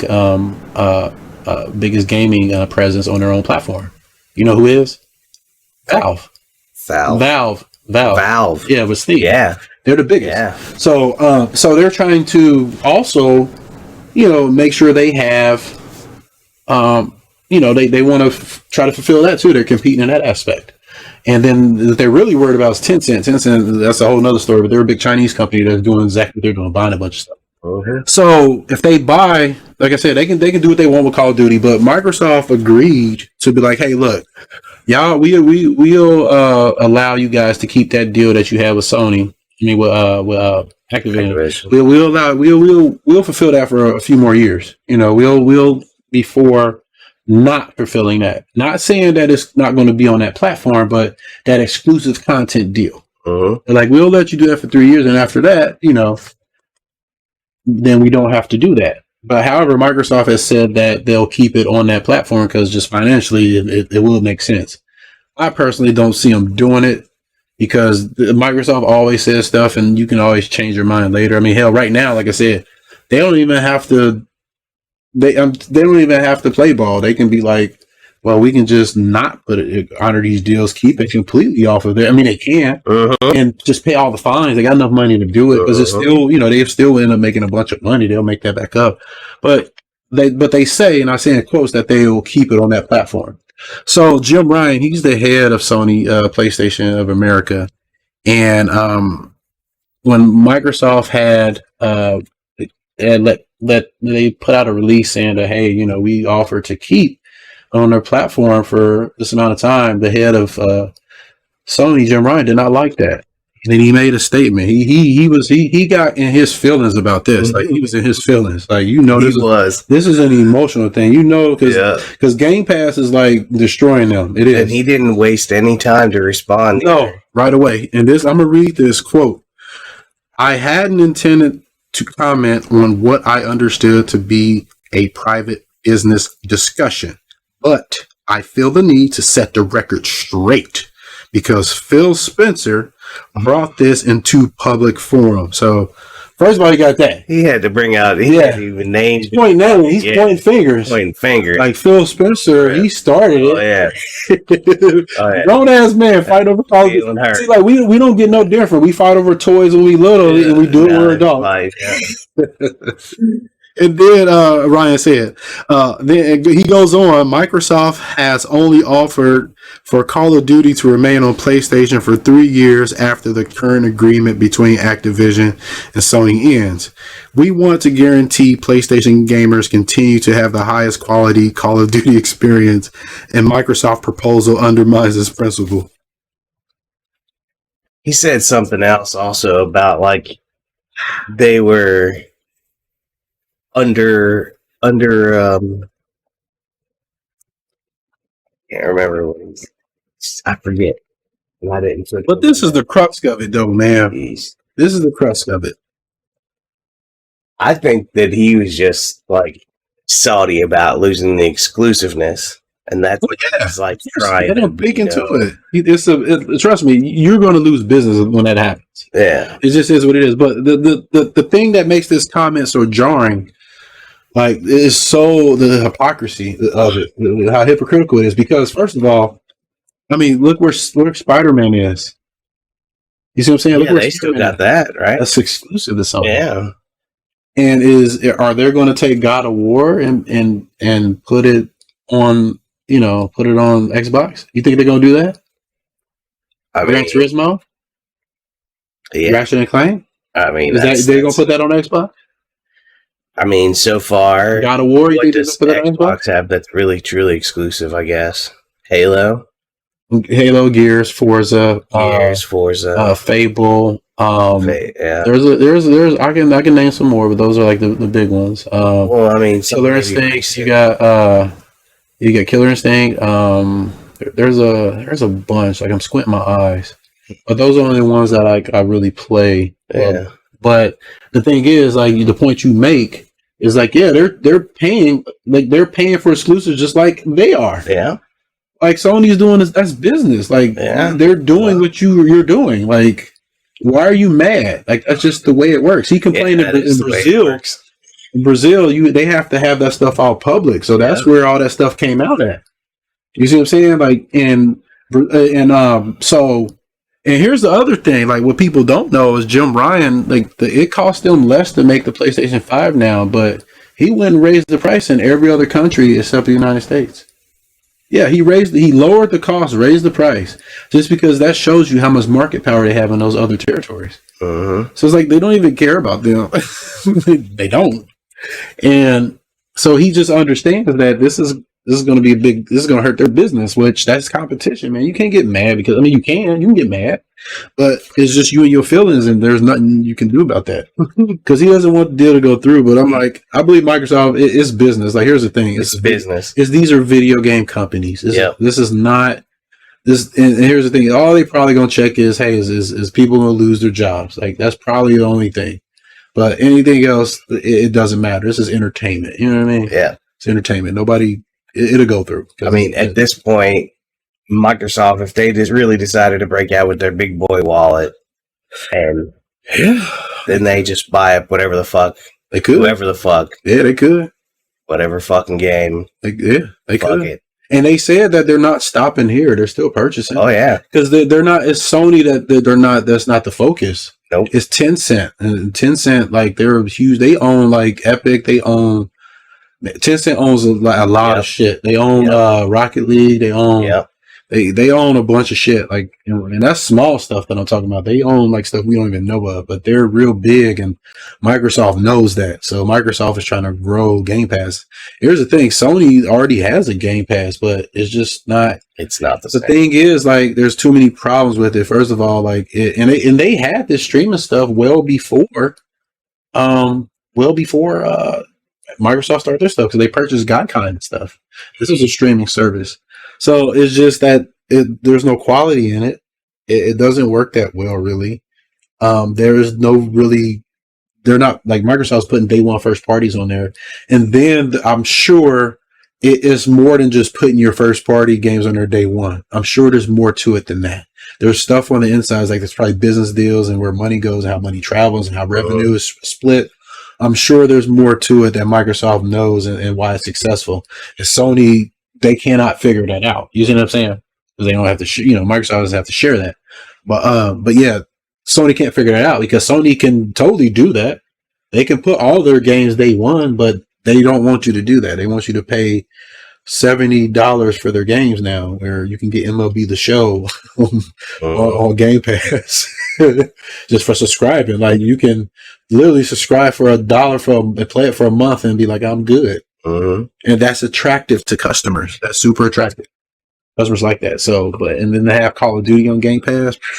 Like, they know. It's like, why I can just pay $1, play Call of Duty for a month, and then, like, and then be like, I'm good, or like subscribe, and like, and that people will look at that. And then they got the Trojan horse, the Series S. That's the Trojan horse, because like, people say it's going to hold stuff back. It ain't. It uses the same processor as the Series X. It's just the GPUs are like, the GPU is slower in the Series S, but all they do is just, it's like PC games. Like, you have multiple PC. You have one game that runs on 1,000 PCs, and you can adjust the settings. Yeah, that's all they do. They just create lower settings for that version. You see what I'm saying? You just literally, you watch me do it. Any PC game, like, I can make it look like fucking real life, or I can turn it down and make it look like I just took a shit out of my mouth and bottom it out of my ass. I can make it look like that. We're not watching South Park. I can make it look like that. And that's basically what they do. You build a high resolution version, high performance version for Series X, and then you just drop like graphic down a little bit on a Series X. It's more complicated. What dude was probably bitching about, because in my opinion, he should basically just be happy that he's allowed to keep it for the last couple of years. Right. Because once Xbox gets a hold of it and it goes to Game Pass, dude. Yeah, it'll be hard to get them to pay that money for it. Yeah, it'll be hard. It'll be done. So, but yeah, he's Cryin Ryan. That's what I call him. Cryin Jim Ryan, hypocrite. He's doing the same thing. He's paying for. They pay to keep games off Game Pass. Yeah. Yeah. You know what I'm saying? They pay to keep. Yeah. And look at Final Fantasy Remaster. Where's that? Talking exactly. About Xbox gamers will like to have the Xbox gamers. We want to guarantee Xbox gamers continue to have the highest quality Final Fantasy VII Remaster experience, and Sony's proposal undermines this principle. Kevin Furlow. Kev the Galaxybender. Flip that. All right, so moving on. The plot's getting a little juicier. It's getting thicker. It's getting a little thicker. It's getting a little thick. Like, I like my girls. I like them real big. People that know I like my girls big. Ain't nothing like a big old woman, I'm telling you. But big old thighs just rubbing together slaps. This, man. The booty cheeks too, man. The booty cheeks. Booty cheeks. Hold on, I gotta. Hold on, I'm having a moment. Look, I'm having a moment. I see that. You see it? Look, I got my hand on my head. I gotta end it from booty cheeks. I'm trying to calm myself down. You see it? Your tea bag. When we start talking about thighs clapping and rubbing together and booty cheeks, man, I get excited, man. Whoa, all right. I'm good, man. You pulled me back. You almost went off the rails, didn't it? It started getting all right. He got the conductor got the train back on track, man. He got it. All right, Bonnie Ross. So Bonnie Ross was the head of 343 Studios. She's actually been with Microsoft.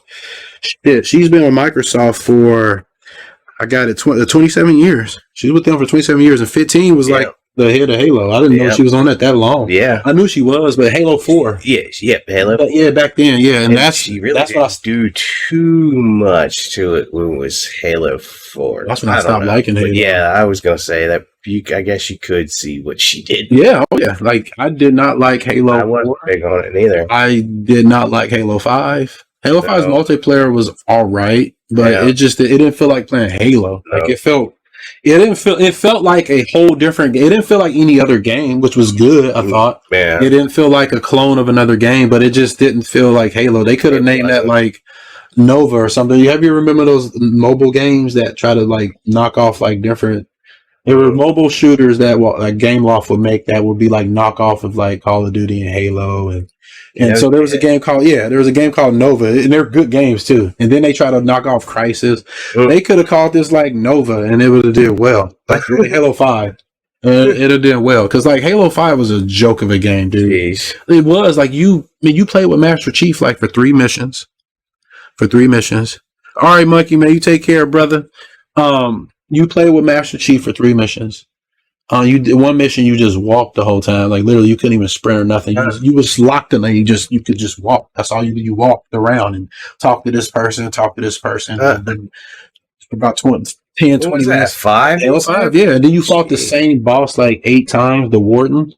And then like one time you fought him, like it's 3 of them. Like it was just bad. And then there was no split screen in it. And that was a first for Halo because Halo was kind of birthed on split screen. Like we played it. It was like that's how we brought those TVs together. So. And like people like to enjoy that split screen. Like when you come over, for instance, like now we don't have to do it because like I got it rigged to where I could just do. I can even be up fucking stairs on another Xbox or there's I can be in any room we can play together. But like some people don't have that luxury. And they might have a child and just want to like play with their son or daughter. Like people do it all the time. Really have to do the split screen, and they like it. And even when like me and Selena would play Serious Sam, we would play split screen and have a good time. Yeah. So Bronny Ross was like, it was a painful lesson. We'll never do that again. And then they just canceled split screen again. Right. So her. Apparently she was stepping down. That's always fancy for her if you probably should go. But because she was supposed to leave after the winter update, like right after that. But like something like there was some health emergency in her family, so she just ended up leaving earlier. But they were like pushing her out the door anyway because like if you go out to the community, like man, nobody. Well, here's the thing, most I don't know how I want to say it, but people who got sense, I guess. Most people who have sense and they're passionate about Halo, they don't hate her as a person, but they're like, you in that role, you don't need to be in that role. But then you have the zealots who like, make all these crazy threats, which is ridiculous. You're okay to like not like something, but you don't have to be that damn emotional about it. People who control the emotions. I mean, I have a problem with that, but I've gotten better with it over time. She's responsible. She was the head, and she was responsible for making a lot of decisions. And they did less. Well, no, they did more to someone who had been doing less to the game, like punishment wise. Like somebody did a lesser thing. And had complaints from the fans, right? And they fucking canned that mom, right? Well, I mean, we're in the age of like the inclusiveness and stuff, so I'm sure that comes into play. Like they probably was like, "Hey, should we fire a woman?" I mean, really, like, how would that make us look? Like companies look at that now.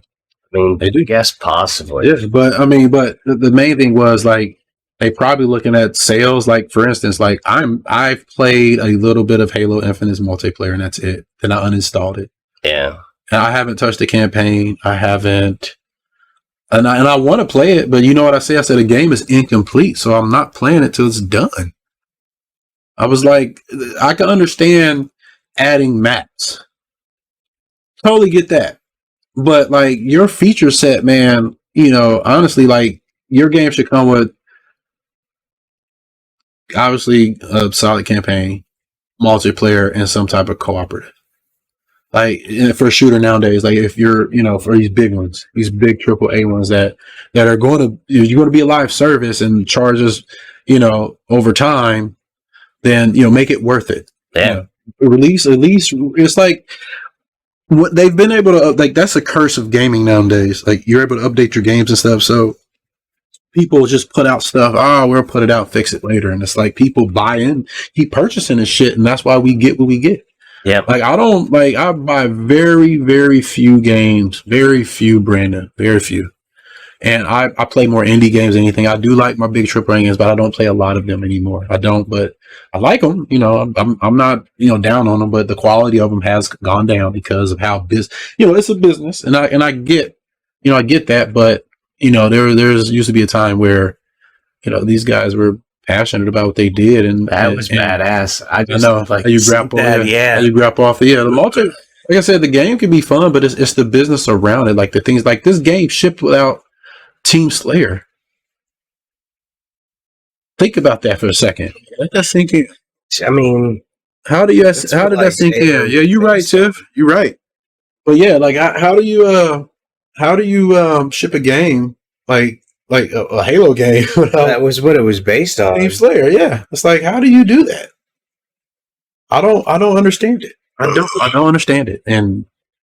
And I wasn't upset about it. I was, I got out of playing my age now where it's like I don't really care that much. So I was like, I'll just play something else. But back in the day, dude, I'd have been on fire. Like I'd have been yelling on this podcast, I'd have been screaming.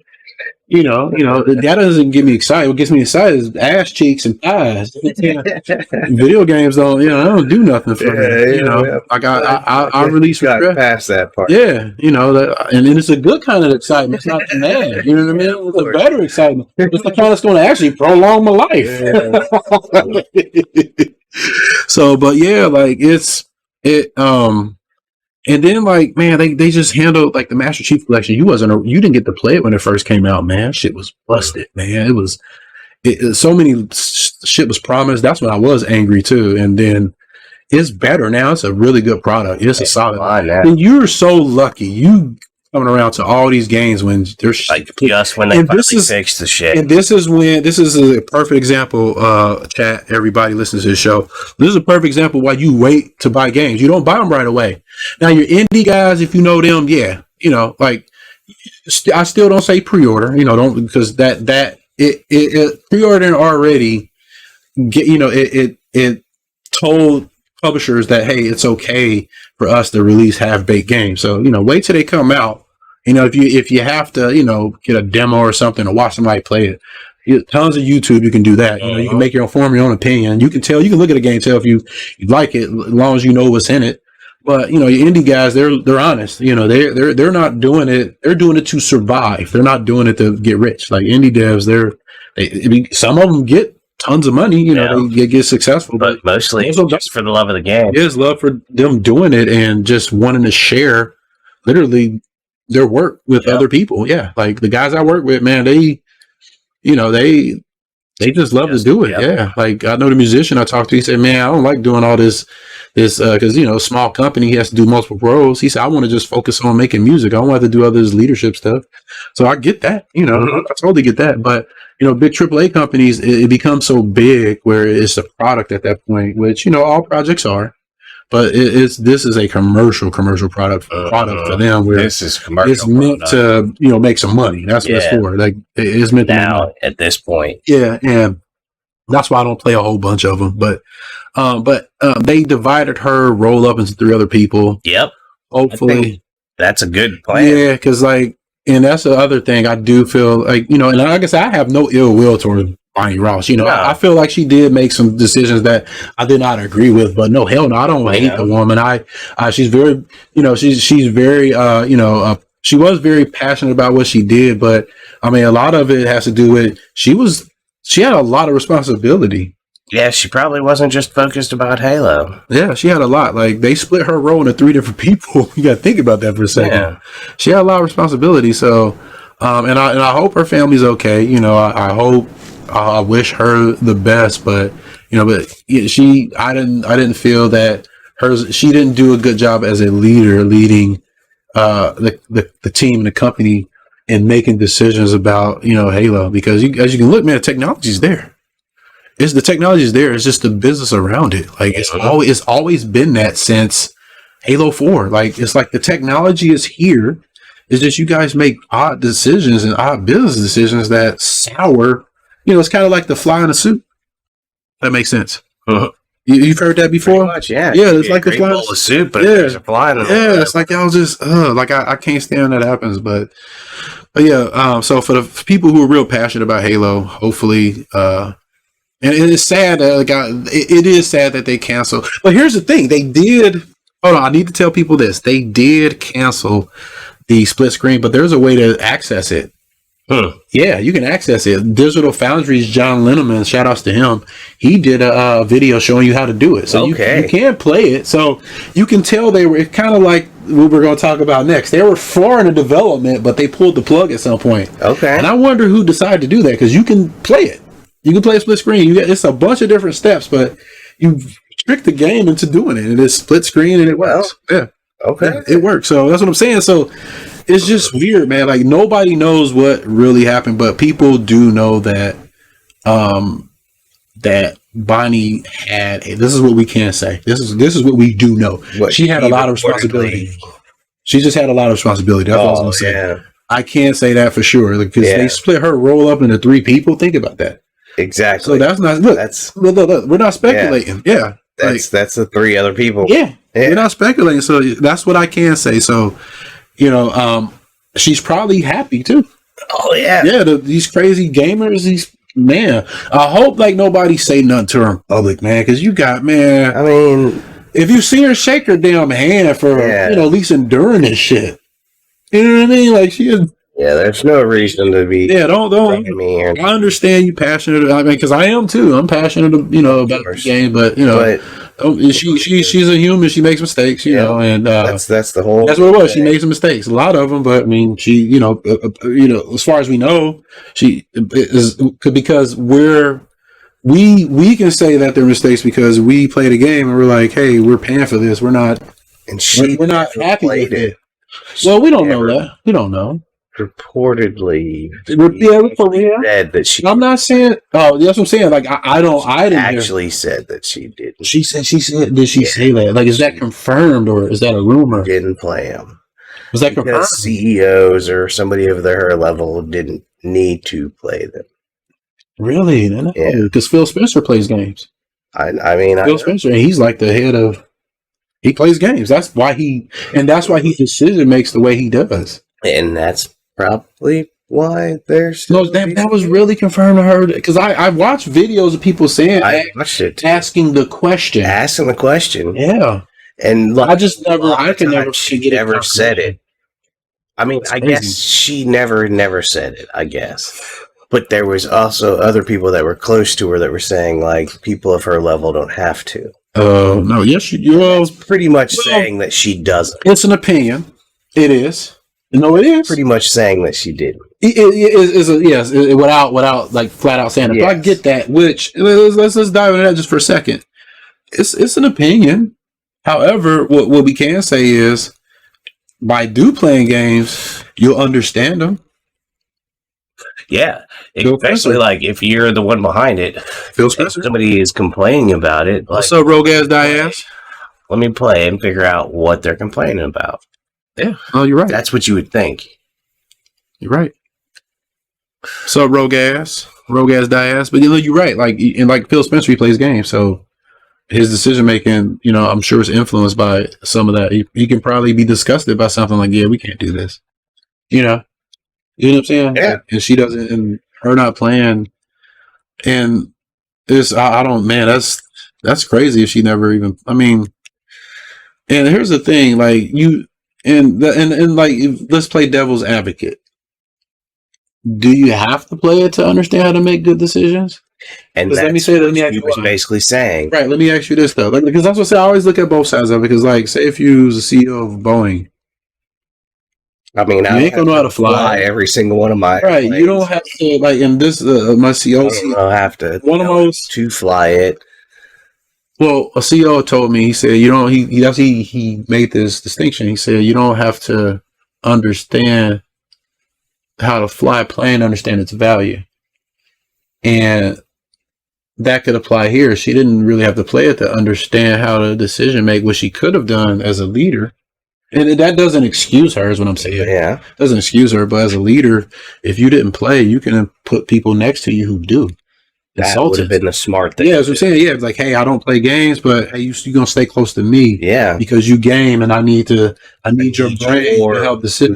Yeah. Yeah. So that's one way it could have worked out. But that's what I would do. Like if I'm in the industry, for instance, and I don't understand that craft, and I'm decision making, I'm like, I need to understand this, so I will have somebody who consult, like like an advisor, King's advisors. You know what I mean? King's advisors. Yeah. Like, hey, this shit. Doing. Yeah, this shit better than me. So, but yeah, so that's Bonnie Ross. I do wish that woman. I'm gonna say young because I don't know how. I don't old or young. I didn't look at her age, but I wish this woman the best. I hope her family's okay. Please, nobody give her shit. Like, don't send her no hate mail. It's all good. Yeah, it's all good. I mean, hell, I make shit truck decisions every day at my job. So, so moving on. This is my nitty gritty right here. This is the internet. Yeah, and because hold on, because you didn't figure this out. You didn't figure this out until this morning. Like you knew about it, but you didn't know about it. If that makes sense. All right. So moving on, we're gonna talk about Goldeneye 007. Goldeneye double. We poking the. That's why this episode is called Poking the 007, because I'm about to poke at it. I'm going to poke at 007. So, as you guys know, 007 got announced for Xbox Game Pass and Nintendo Switch Online. Got announced for it. And people have been wanting this forever. Like since GoldenEye hasn't been re-released since 1997. Yeah. So that's a lot of years. I can't do the math right now, but a lot of years. A lot of nostalgia. It was a lot of years. So maybe I could. We're at 2022 right now. 97, that's 3. It's a lot of years. Carried long enough. It's a lot of years. So what people didn't know. So this is where it gets juicy at. So a couple of things. First off, the re-release for the Nintendo Switch version is just a ROM dump. It's literally the N64 version, just a ROM. Boom, here you go. That's it. No updates to the controls. You playing that version. Not and what I would assume is, since it is running on a Switch emulator, it may run at a locked 30 frames per second. So that's a positive. That's a net positive. So when you shoot a rocket and the explosion won't slow the game down to a crawl. Luckily. So that's good, but you still got to deal with shitty controls. Yeah, 25 years. Thanks, Rogue Ass. 25 years. It's been 25 years. Because I think even on the Bond site, because I went to the Bond site and watched the trailer, the actual James Bond site, and I think it was 25 year anniversary of GoldenEye. But so they're getting that version, and then if you watching my footage, you see a high res version. You see me flip back and forth between two versions. So this was a HD remaster that was leaked like a year ago. Okay. You could play it with an Xbox emulator called Xenia. It's super easy to get running, and it works natively with the controller. Like all the controls in there. It's basically about 90. Like I said, like that one game was like pretty much completed. Okay. This was I can't remember what game we was talking about, but this was pretty much like 90-something% completed. And then Rare was working on it back then on 360, and they had just redid the game, and they were at the time still trying to get rights and see if they were able to release it. So that didn't happen. Nintendo just did not want GoldenEye on a Xbox console. That was confirmed. So that's what shot that down. So this game the thing is, the game set on a server. Like when you Xbox 360, when you created the indie game, like there was an environment you were able to get into that showed all the Xbox Live Arcade games that were coming out. These developers were able to upload their game there, and then if you had a modded Xbox, you can get in there and see all that shit. So that's why people will know about games that are coming out. Yeah. So somebody saw Goldeneye Remaster pop up in there because you can still work on your game while it's in there. Yeah. So somebody saw it and fucking probably downloaded it and they held on to it for about 23 years. And then they released it. They leaked it. And that's why I'm able to play it. Yeah. So, and so what ended up happening back then, though, they ended up making Perfect Dark, remastering that.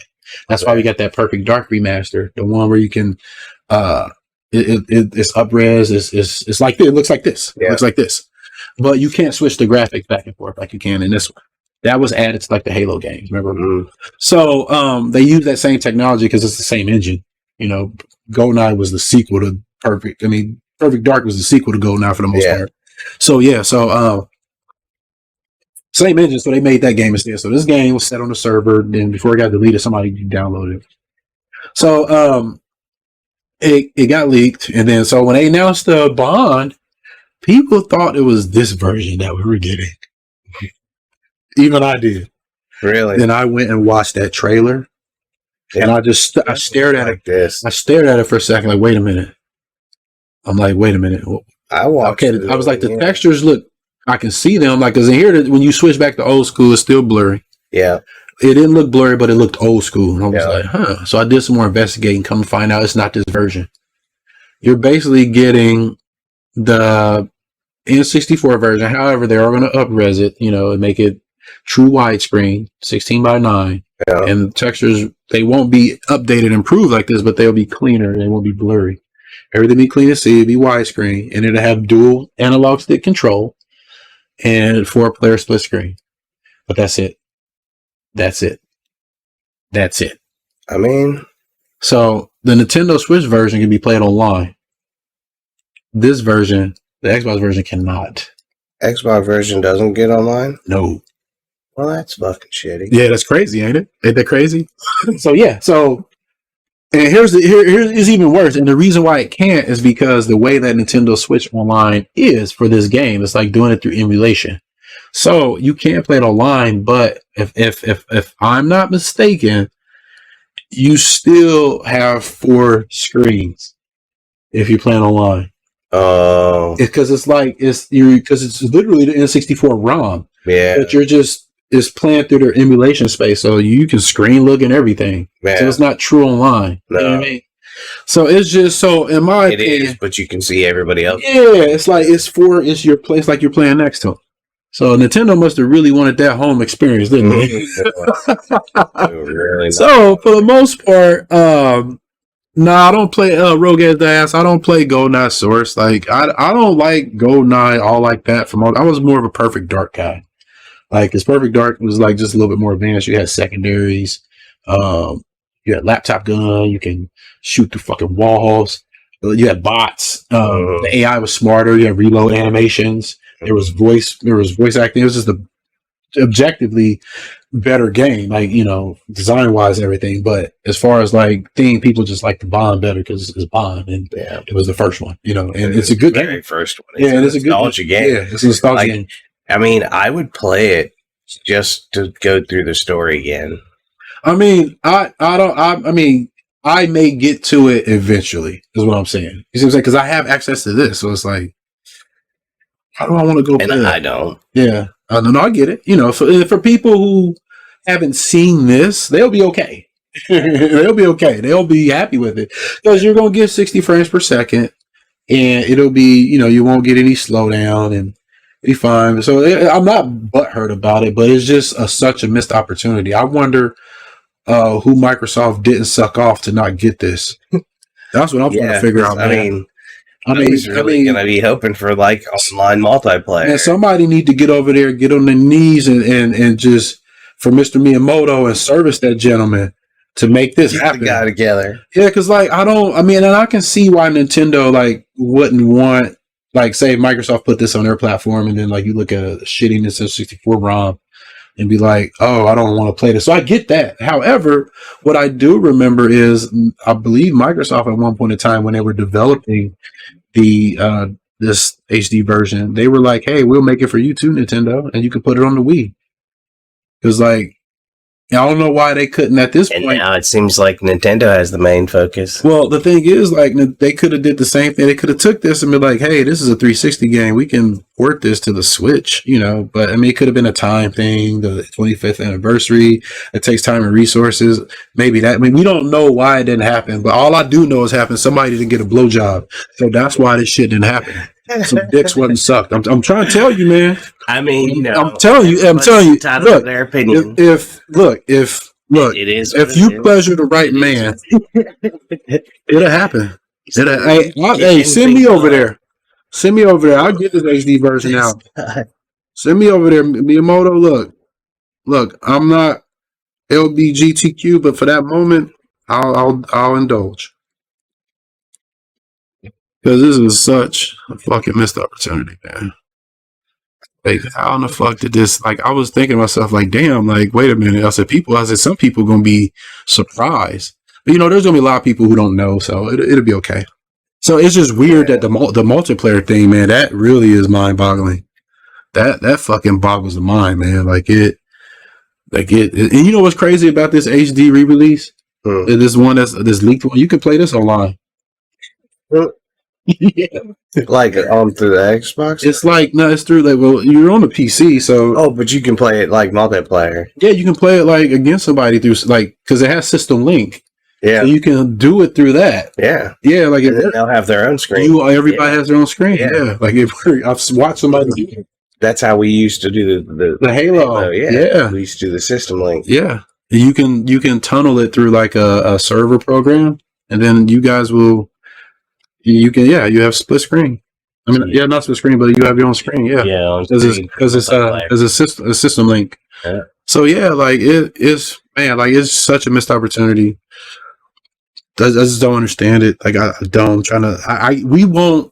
Like, I mean, I'm not gonna say we won't ever know, because like sometimes shit like this comes out. Like shit, like there's like I remember. This is Jeff Gerstmann. He used to always say stuff like, he's such a negative dude. Like, he's a journalist. Like, I quit listening to Giant Bomb because of him. Mm-hmm. Like, I stopped. I was like, this dude is like cynical about everything. He's somebody who played so many games that he just tired of it. So he should have just left. You know what I mean? He shouldn't be writing. He just like, so. But that dude, he's cynical on everything. But he always would say like, well, this never happened, and then it would happen. Like, damn, like. Sounds about right. Yeah, sounds right. But yeah, like, so we may or may not know what went down, but it's coming to Game Pass, which is cool. So, I mean, yeah. And what's also cool is if you own Rare Replay, it'll already be there. It just add it for you. Yeah, so like I already have it because I bought Rare Replay for $8. That's not bad. Digitally for $8. Wow. Yeah, it was like $8 at one point. And there's like Bandicoot and other kind of games in there Banjo. too. Yeah, there's tons of games on it. Yeah, there's tons of games on it. Like Perfect, and then the Perfect Dark remakes on there. Perfect Dark's in there too. So yeah, Zero sucks though. Perfect Dark Zero sucks, but the remake, the one that's like this, awesome. But you can't switch the graphics on it. I wish you could switch the graphics on it and lock it to 30 frames per second. Because sometimes I like that chunky look, and that's why I wasn't like down on this one there when I found out it wasn't it, because I was like, well, I have the fucking up-res version if I want. You know what I mean? And then this version, I'm not even literally. They're just. I've already paid for it, you know, because I have Rare Replay, so they're just adding it on. So I was like, can't be mad about it, but man, some people are gonna be fucking disappointed. They're gonna be like, what the fuck happened? Like, the people who are too emotional, hardcore, boy, they're gonna be like, oh, something happened. Yeah, I'm still trying to figure out, man, like, what the fuck? Like, I for sure thought that was going to be what it was. I was hoping it. I did, man. I thought it was going to be. I thought that's what it was going to be, but it wasn't, man. Like, it was. It's the regular. I mean, at least, like I said, at least you get modern controls and you can split screen it. But I don't need the. I don't like. I mean, I play multiplayer of those games. I do, like, but not. It's like party games for me. Like when we just get a group of people over. Like, for instance, Time Splitters is another one. Time Splitters. Perfect Dark. Like we would just, you know, like just casually play it. But like, I don't have any want to go back and play this online. To be honest, I know you said you were looking forward to it, but me personally, I don't. Yeah, I mean, I would like to see it online just to. You can play on Switch. Like that. I get it. Play it on Switch, brother. Yes. Play that Nintendo action. That bullshit. That's a That bullshit version all around. I mean, even though Nintendo got Play Online, that's still the fucking. I think that's like the worst deal. Yeah. And the reason why they probably want that ROM too is because they want to sell that 64 controller add-ons. You see it? Nintendo 64 add-on. Yeah, it's probably another. Well, I mean, shit, they could have put it. No, they could have doubled down on it, but I don't. But those Nintendo games are like, I mean, those online Switch Online games for that subscription, those are Nintendo 64 games, so that's why they did it. And it was weird that they had to like get some rights from Microsoft because they own Rare, and I guess Rare owns some of the rights for that game or something weird. Like, it's so weird. Like, I think 3 different companies even own the movie rights or something like that. Man, it's fucking convoluted. That's crazy. It's fucking crazy. It's crazy. Yeah, but yeah, like Rogue-Ass Diaz said that Rare Replay is also on Game Pass. Yeah, everything Microsoft owns is on Game Pass. Like, all the Bethesda shit. Even Return to Castle Wolfenstein, which is on PC, is on Game Pass PC. I mean, it's so good. It's crazy. It pays for itself, man. Yeah, it pays for itself. All right, so that's enough with Go now. We're gonna get into our main event. Final Fight LNS. When we come back, we're gonna take like just a small break, and then we're gonna get in to the long play. So stay tuned, bear with us. We'll be go take a piss or something, shake it off. We will be right back. All right, here we go. There we go. All right, what's up, everybody? We back. We're about to dive into some Final Fight LNS Ultimate. Freaking love this game, dude. Oh yeah, it's such a good game. So what we're gonna do is I'm going to talk about the game, try to go over his origins, and Goku going to training, and we're going to training, and then after we do that, we'll just get into beat 'em up and bullshit. We get up the long play with bullshit. So all right, so starting off, let's go ahead and then keep in mind this game for some reason all of a sudden like when certain noises makes the audio pop, so if that comes through, I do apologize. But what we'll do is just go into training and mess around for a little bit. Warm up. Yeah, warm up a little bit. So Final Fight LNS Ultimate. So I'm gonna talk about this game. The first thing I wanted to do though is I want to apologize. The creator, his name is Nestor, and he's from Spain and not Brazil. I misspoke, so I do want to. I wanted to clarify, make clarification on that. An addenda, you should say. But they have a lot of different members from different parts of the world. Man, who's calling me? Why are you trying to call me, man? You got to get the decline. He know I got a show going on. He got the notification, didn't he? He calling. What's wrong with him, man? You better look that. I'm unprofessional. I forgot to put it on silent. So his name is Nestor. He's from Spain, but they have a lot of members from like all different sorts of countries, like Brazil, for instance. They do have some from Colombia, from just all kinds of different places. Apparently. Yeah, for instance, I test for Jitsu Squad, and I'm in the United States, but you have lead programmer. He's at South Africa. Yep. And then you have like the main guys there in the Netherlands. So Netherlands, yeah. So they have people from let's see, I believe Argentina. Portugal, because Portugal is right there on the coast. Chile, all kinds of different. These are all people that work on this game, and they're real passionate, and I'm sure that they're passionate because it's a non-commercial product. They can get cease and desist. They can get shut down by Capcom, but they do it. They spend their time and their own money and resources just to put this stuff together. And like Capcom need to hire these dudes, man. Yeah, they need to hire these dudes. They got a good game on their hands. Yeah, they got a real good game on their hands. So,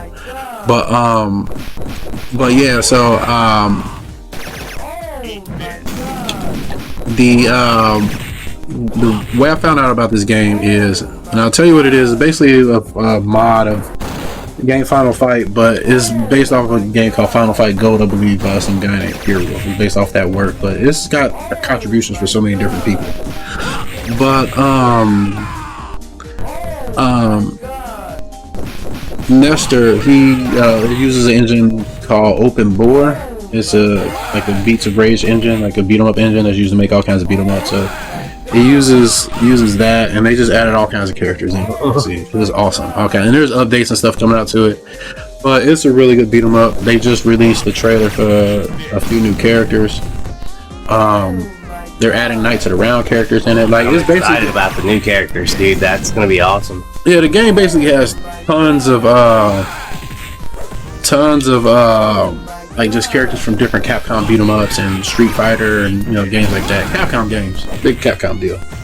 So, but what I really like about the game, and like I said, you guys should really go check these guys out. The development team is called Con5 Duros, and you can find them over at Twitter at Con _5 Duros, and that's DUROS. And I'll put all their stuff in the description of the videos. I put the download link for the game in the description of the show.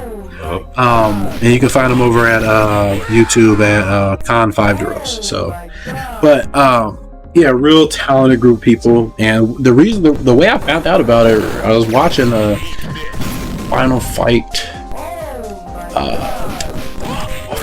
stream. A guy named Manticore, I believe, is Chilean, from Chile. Like, one of the testers for this game was in the chat, so that's how I found out about it. That's what's up. Yeah, it's such a cool game. So, but yeah, it's and what I'm gonna end up doing is, I can hear the pop. Can you hear the audio pop in? A little bit. Yeah. So what I'm gonna do is I'm gonna just turn like the sound effects and stuff down like real low so people can hear it. Cause it's like annoying. But I have to figure out what's causing it. It just recently started doing that after a Windows update. Windows always breaking stuff, man. But the what I really like about the game, here's some pros. Like, the combat is excellent because basically it's a fighting game, man. Like, it's that fighting game commands in it. Beat 'em up's fighting game commands always A+ in my book, man. Always A+. It has that. Also, I really like that this game has a training mode. Because if you have a beat 'em up nowadays, especially at combat like this, please put a training mode in. Please put a training mode. Please. So yeah, and this is like this is a indie game for the most part. Some people in their spare time, but they understand what makes a beat 'em up, and they understand what makes stuff fun and what will make the player engaged. Because like us having a training mode, it lets us explore the characters and engage. So great controls. Like, the game has great controls. Tons of characters. Like, as you saw the characters on the screen. Goodness. Tons of them. So many, and there's a couple secret ones. Yeah, there's a couple secret characters. A lot of enemies, variety, tons of them. And basically it just mixes like Final Fight 1, 2, and 3, and it's just go check it. There's just a lot of stuff about the game I don't know, but what I do know, it's fun. It's very fun. It plays it a lot. It has plenty of modes, a ton of modes, especially for just fan game. And like, even after you go through the story, it does that little extra mode where you can play all the extra ones. Like, that's awesome, dude. The All-Star mode. The All-Star mode, yeah. Tons of secrets and Easter eggs. And they have some pervy Easter eggs in here.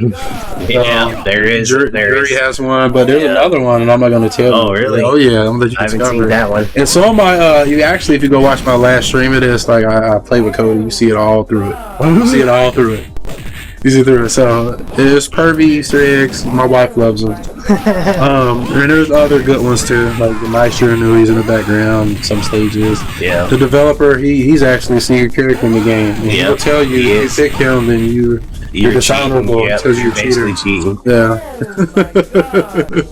So, and it's free. That's what makes it awesome. It's PC. It's on PC and it's free. So please don't distribute it. I'll have links and stuff to where you can download it. It's just a really good game. The things that kind of a bummer is it's PC only. But that's understandable. It's a fan game. But it's like, that's what Capcom, man. And the thing is, like, Capcom, like I said, they can get cease and desist, but like, Capcom is one of the companies that are kind of cool with it. Like, Sega is super cool and encourages it. Yeah, they encourage their fans. Like, Sonic Mania came out of that. And I mean, if Capcom really got behind it, that would be awesome. They could port it to a console easy, probably. I don't know, man. You don't think so? I mean, yeah, they could, but it's just like I don't know why they won't. You know, but Yeah. but yeah, even It's like that Turtles versus Justice game. Yeah, that's the Same easy. kinda idea. Yeah, that's the game I was talking about. Like they're still working on that, man. Same kind of idea. But yeah, it'd be nice if they can do it because the Turtles showed up in Justice League. Yeah. I mean Injustice. You see what I'm saying? So they can definitely do it. You know, they definitely got the license right there. Yep, It's already. Yeah, it's already there. So but yeah, it's like I said, it can get C and D, but man, they're still working on it. But yeah, it's PC only. Capcom, come on, hire these guys so we can get it on console. Let them just put this together, man. Let them do it. Like I can see them doing it. And then the other nitpick: this game is super unforgiving to newcomers. Oh yeah. It's super like my first time playing it, man. It was crazy. I mean, I can almost one credit clear it on hard. I mean, extra hard, but I can on normal and hard, but extra hard I can't. And Muso I can't. But you get like 2 credits. That's it.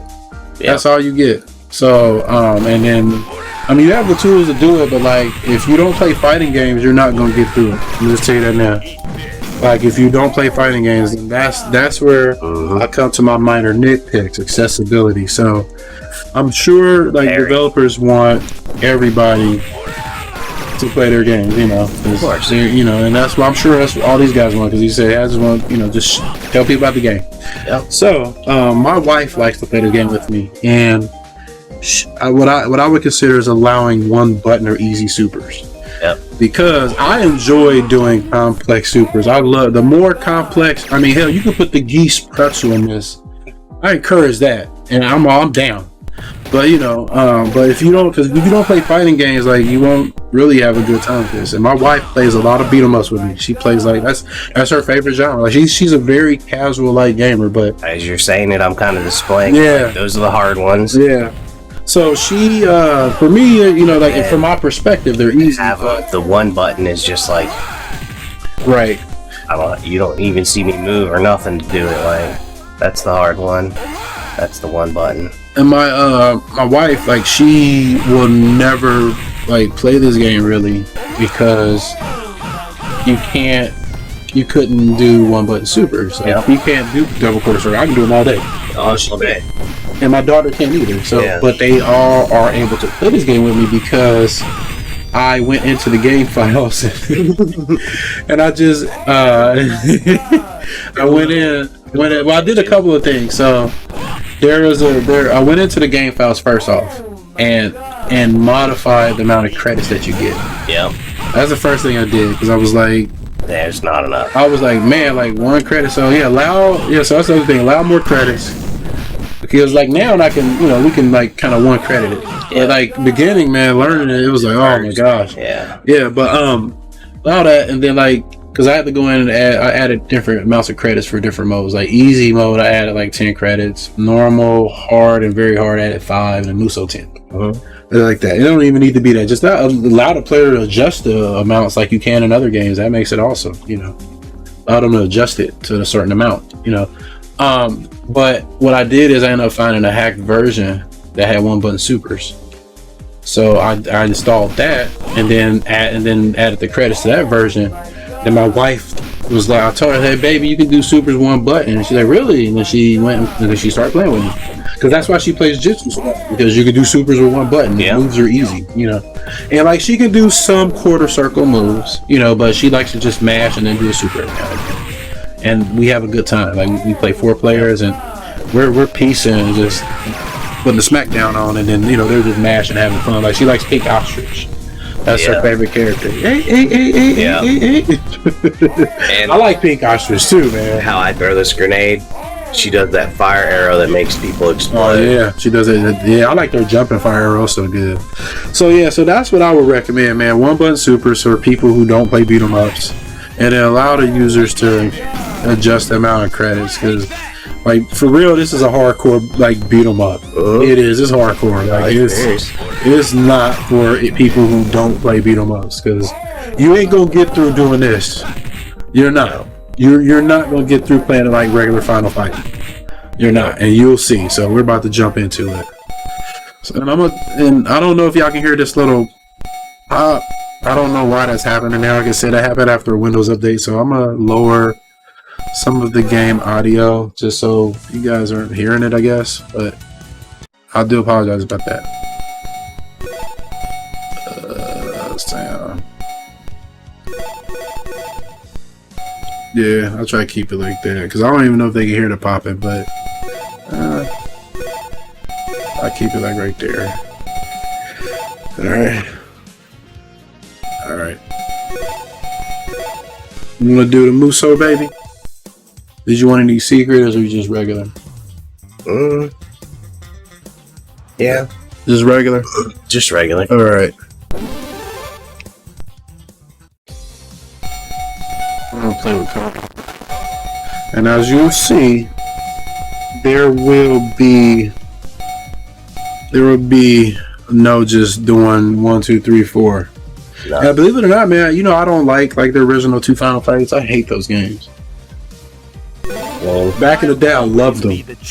That's what they were back in the day. Yeah, but man. Now you look back at them and you're like, get that shit. And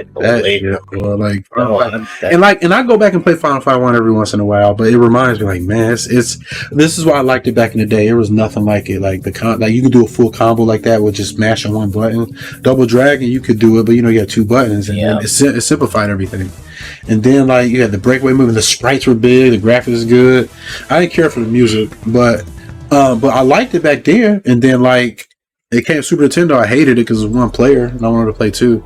And then I didn't play Final Fight 2 until let's see where you can download it. If you look in the description of the show, the link to the download for this game is there. However, I can send you a copy of the version I have that's hacked for 1 button supers, and it has more credits, so you have an easier time learning the game. So yeah, so look into the show description, you'll see it. It's right at the bottom, and I'm gonna put it in the YouTube link too. But yeah, you're not gonna just 1, 2, 3, 4 this. You're not. And you can level up. And then your special moves, there's a bar up under our health bar. It's called magic. No, I would just call it special or something. Yeah, it's basically your special. It's a special bar, and when you do a special, it drains that, and it has a cooldown, it recharges over time. And then when you level up, you can store more. And then you can use it to do supers too. It burns 100.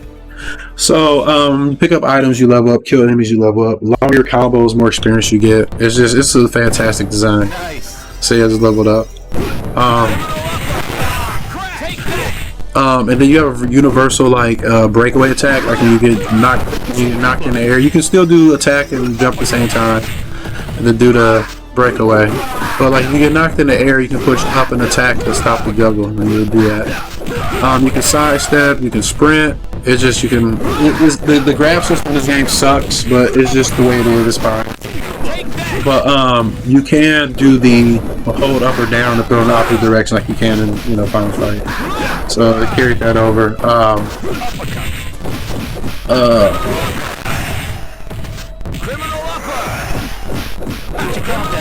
Combat is just really good in it, and you can just cancel special to other stuff. This is really good. It feels good. See, that I'm handling with this. He's dead. I didn't want to waste it.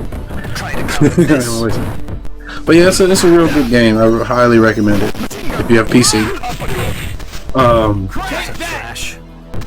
Got to trash.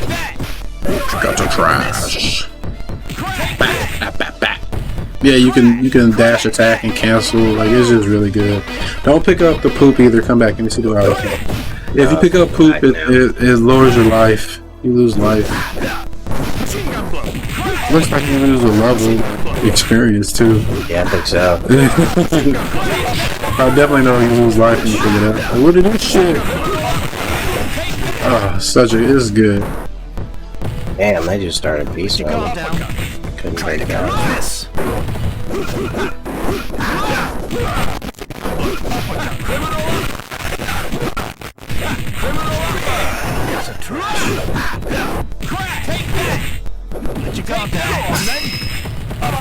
I like doing this.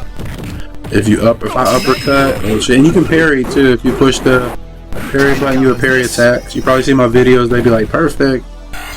When they attack. They don't want to attack. So I like the Goku and I think every beat 'em up, if you have specials and super, like, if you know, because beat 'em ups aren't competitive, you know what I mean? No. They're meant to play together, so you want, like, in fighting games, I wanted, me personally, you know, this personal story, I want it all hard. I wanted CVS 2 hard, you know what I mean? I want it difficult. I want you work for that damage, you know what I mean? That's what it is. That's my thing, work for the damage. I don't want the damage to kind of, you can have big damage, but I want you to have to work for it. You can't do some bullshit in CVS 2. You can paint the fence with Bison. You know what that is? He has a move where he goes, he does this attack with his hand. Purple shit glows, so you can get the A groove and then cancel to the custom combo and get him in the corner. And they keep doing that move over. It looks like he's painting the fence. Yeah, I'll show it to you one day. It's funny. Oh shit, Juggernaut. He's a Juggernaut, bitch. Oh shit, fucking bitch. What I like doing is the tornado, and then the knife, because the tornado stays active. The tornado stays active. That's your funny son. I'll do what I do to you in Final Fight. His bro came behind me saving him. The bastard. What a bastard. He's a bastard.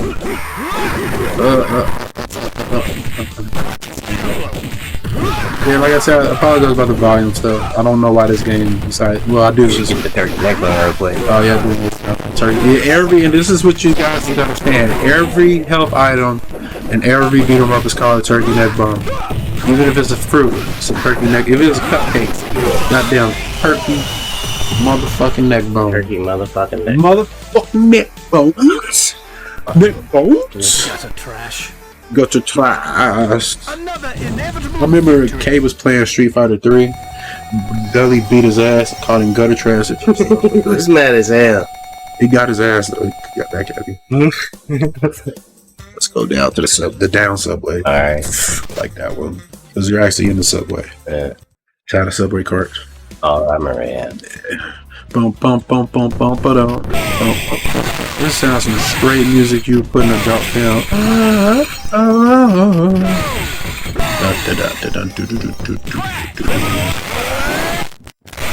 Nice. I wish I had an item pickup so you can say nice. Nice. That was a good move because I had nothing that can do that. I did. I didn't think about it. I do got something. Oh, he does have a fireball. Oh no, I'll show you. Like, I'll do it on these dumbasses sitting in this fucking thing. But I'll do it right away. Watch it. You'll get busted up. See if I can get this. Yeah, that'll definitely do it. Yeah. That's cool. We took care of it. Just good. See, watch this parry action. Boom. I like doing that sometimes. Like, I'll do an uppercut. Hold on. I'll do an uppercut and then cancel. Like, I have to wait till you go up a little bit. Ooh, cheeseburger. Hamburger. Somebody's in. There it is.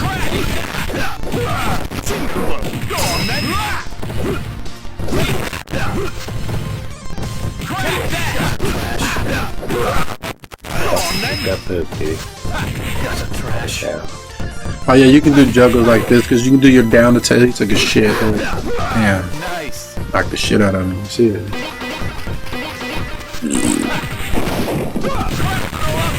That's a trash.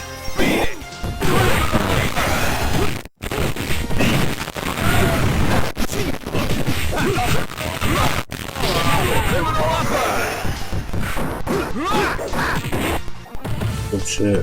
Let your guard down. Hey, man. Try to counter this.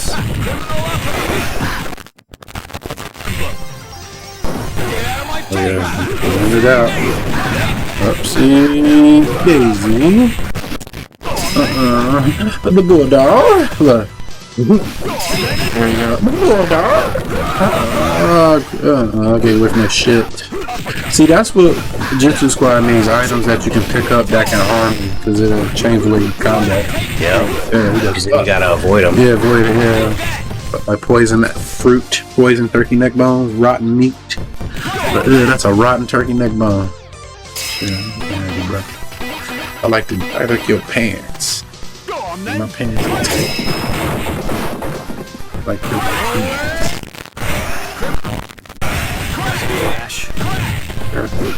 Cody's dirty fighting a knife. Why you think Dudley like gets a soda out of the vending machine?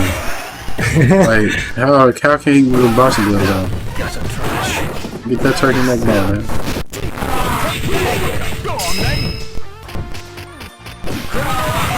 Yo, man, let's put it up, brother. Let's chop it all down. See? So this criminal upper don't fuck around, man. Yes, with a knife. Run fast with a knife. Did you know that? That's why I go jog with a knife. Did you know that? That's why you go jog hold it right here. Run faster. Did you know that? You know that? Yeah. That's the thing, man. Counter strike. Nice. Run fast with the knife. Gotta be fast with the knife, huh? It make you run faster, dude. You running like shit. At least come pull your knife out, you can go faster. You might get shot though too, so You might get shot, yeah. So you better run faster. That's why. That's why. That's why, man.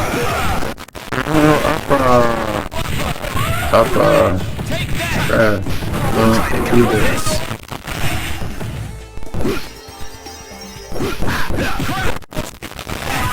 Got some trash. Try to counter this.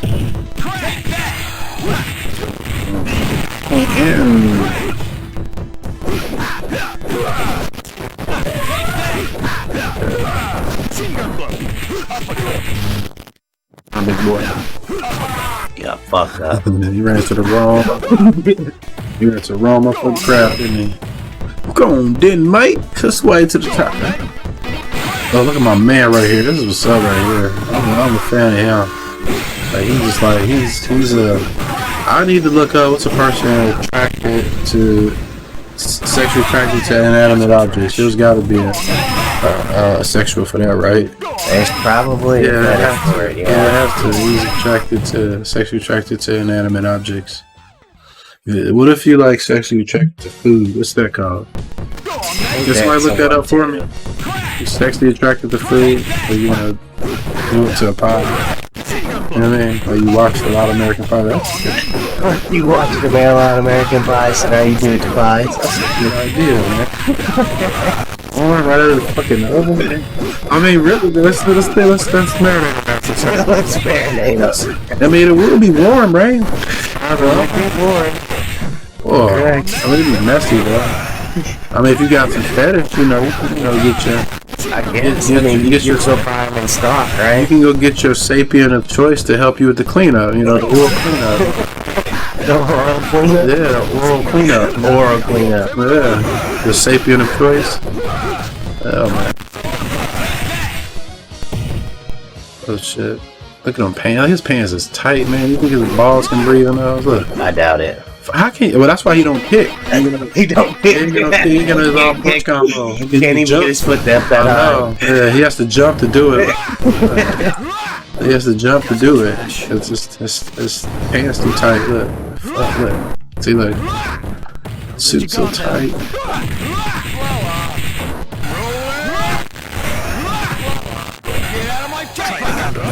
Oh fuck. Got some trash.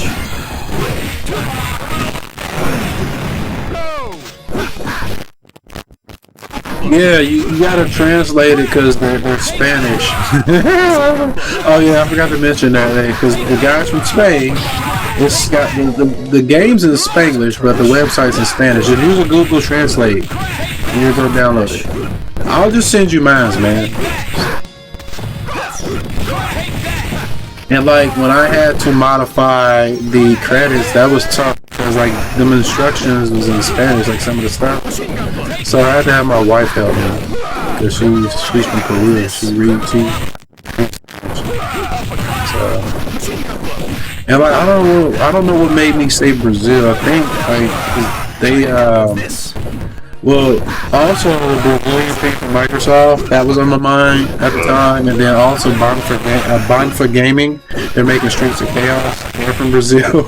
A lot of Brazil, but there's, man, I love the South Americans, man. I love my Latins because, and my Europeans, man, because they can make some game. Slap that ass. Slap that ass. We went that whole time without hitting her. I hit that ass. Yeah, man, like for instance, Tunchi, it's pretty good. I just don't like that as a roguelike. I hate that part. Everything else I like the art. Combat feels a little smushy, but it works. Like air juggling shit, but it's a roguelike. But they're from Peru. Man, you got like the guys from Fighting Rage, they're from Uruguay, I believe. And then like the guys from Jutsu Squad, they're from the Netherlands. And you got a lot of European and Latin and love, and like this guy, he's from Spain. So I mean, you got people in that, that doesn't even cover a 1%. There's so many people down there that make games that we don't know about, and that's why I like to show these games off. I'll be doing I mean, it was always my plan. It was never my plan not to do these games, But I'm gonna definitely do Streets of Rage 2. That's another one that's it's pretty good. I'll probably do Streets of Rage remake, other game, and then we'll definitely do this again once the update. We get the update. Yeah, because I want Lancelot, dog. I want Lancelot. He's my dude in the default game. Like an actual game? Yes. That's my go-to. I wish they could somehow, he might work with Sin, because they level up, and it'd be sweet when they level up, they change when they level up.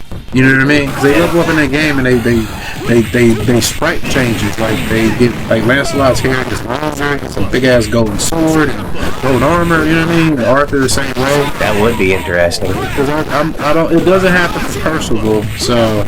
But they update the game, so like I said, they're good ass developers, They have have testers and everything that work on it. Get out of my face! Let your guard down.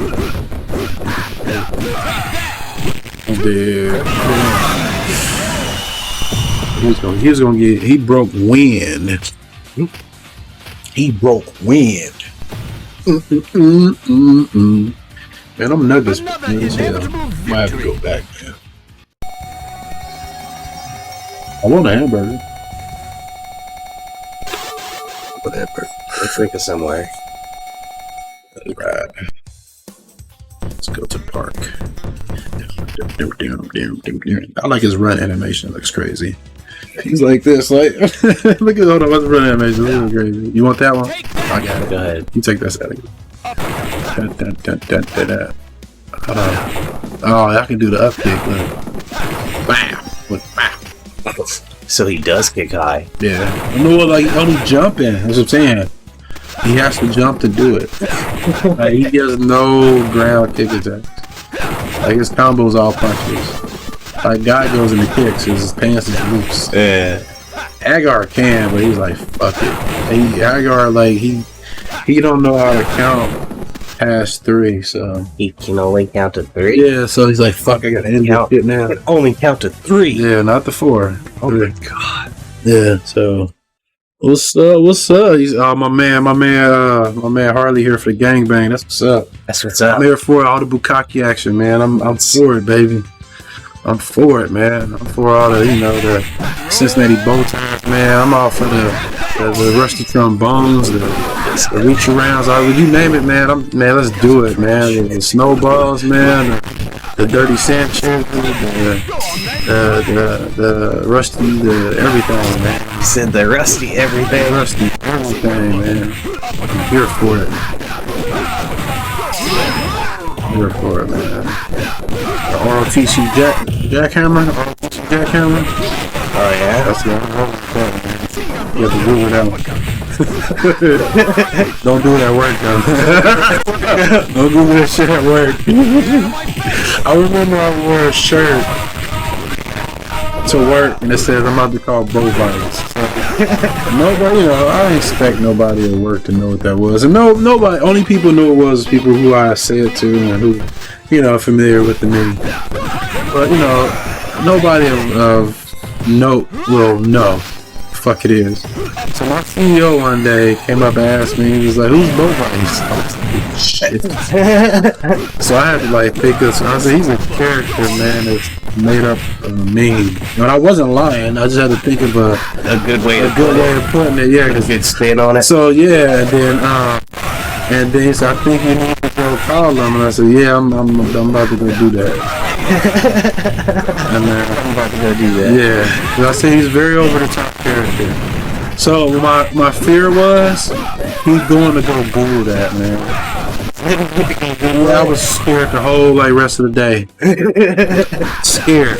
Till one day, he comes over and just grabs me, and I know I'm not in trouble because I had he's easy to talk to for some reason. Yeah. And I had scheduled a meeting just to talk to him about something. And he came over and just grabbed me people freaked out.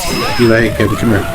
People was freaking out because they usually that happens. HR is knocking out, but the CEO come do it. That's even worse. Yeah. But no, and they came back. Everybody asked me what was wrong. And no, it's cool, man. And this was over a week later, so it looked sus. Sus. Yeah, but I never wore that shirt to work again. Man, if I had another change of shirt, I would have changed that shit, but I didn't. So. I was fuck. I was fuck. But no, he didn't go for it. So I was trying to get to the knife. Yeah, I saw the knife. I was literally trying to stop the knife. I was trying to stop the knife, brother. Oh, he got the crap. Oh, what a bastard. He traded. He died. So he's gonna go see his kids no more. That's all that makes me sad. All that matters. He ain't going to see his family kids, and that happens. It puts a smile on my face, cause he's going to see his family when they're all gone. I'm going to make him join him. I'm gonna kill his pets too. Because I don't like alligators in my backyard. Who the fuck has an alligator for pet? Oh shit. Got blasted. Yeah, alligator for pet, man. I have to go kill it. Alligator meat look good, man. I do want to eat some. I watched them prepare it. That shit looks like chicken. They rip all the skin and shit off. It's alligator's meat. It's good, dude. There's a place here in Cincinnati that get Papadoos. Yeah, people tell me I need to get it. Right? Dude, it's good. The alligator is good. They say it looks like white meat. Yeah, it tastes like chicken. As rugged as that thing looks, the meat is so white looking. Yep, it's chicken. And them motherfuckers will eat just about They will eat anything. They don't discriminate. Yeah, any meat will eat. They can get their mouth around it, they'll eat it, don't they? Yeah, people get going up to them, man. I couldn't even you know how people zookeeper? I couldn't even do that. I'm terrified, man. And it's gonna bite you? Yeah, it's I'm just gonna stay away from it, cause it can't. Oh yeah. There's nothing to say that motherfucker does. They kill people.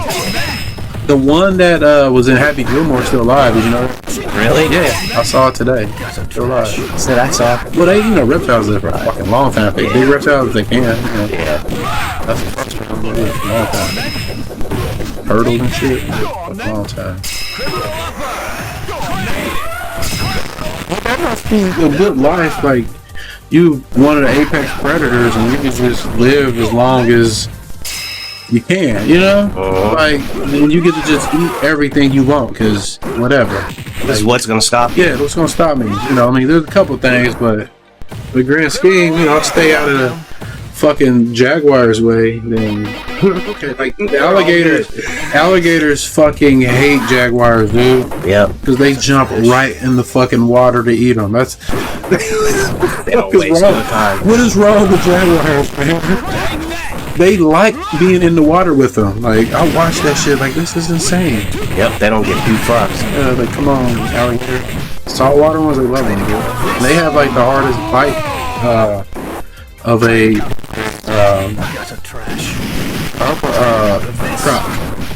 Probably the hardest bite.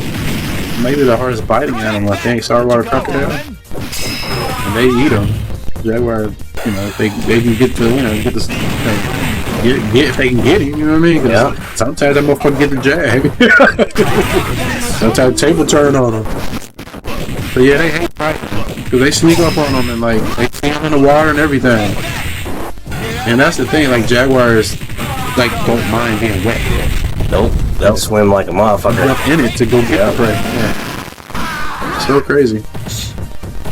Eventually, I see evolution giving them webs, man. Web food. Oh, really? Like over time? Yeah, no, I see. I know what you're talking about. That's one down.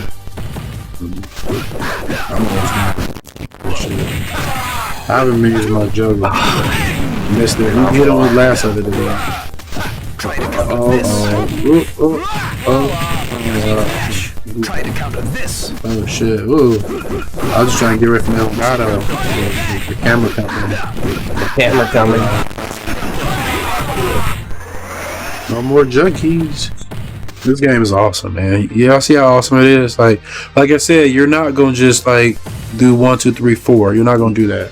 I mean, you can, but because you can do so much more, you're going to. Well, no, like you can, but it ain't gonna get you nowhere. That's the thing. Like we've tried that. Remember when we first played? We got to Bison. Remember? Yeah, we did fight. And then we died a lot. Remember? Yeah. Because we didn't know how to play it, and then once we figured it out, we was like, you have to play like a fight. Like if combos and shit. Yeah, if I just go around doing this, look. Shit, look. I'm getting my ass beat. Look. Yeah, you see what I'm saying? You ain't going around doing that. You gotta throw this motherfucker hurricane to the knife, to this fucking uppercut, to this shoulder check this motherfucker, and then hit this motherfucker. Oh shit. Oh stupid. I tried the parry like on Jitsu Squad. Yeah, so you can get a button to see their moves too. I forgot to even talk about that, so that's a good thing. Yeah. Always right triggers the parry on Jitsu Squad. And then here's I have to set the B. I should probably set it to the same button, to be honest. Yeah, that's what I'm gonna do. I'm gonna setting it to right. No, because I gotta do moves with the B button. Yeah, fuck that. No. See? Ooh, look, I went to grab titties. You saw it? Look, titties. Hey. Oh, wow. Hold on, here's 2. Oh, one I think is when I'm out of mana. That's what it is. He's like, hey. A titty right there. Crash. Man, bro, we can't get it all, dude. It's like, yeah, it's nothing. It's fucking crazy. I like that animation, though. But it's just like his pants is so fucking tight. Hey, Nestor, give him some loose pants. Nestor got some tight pants in this game. So it's basically Cody Swole. Somebody's fucked. Man, I know these legs hurt and they just drop in like that. It's gonna be painful, huh? You would think, right? Yeah.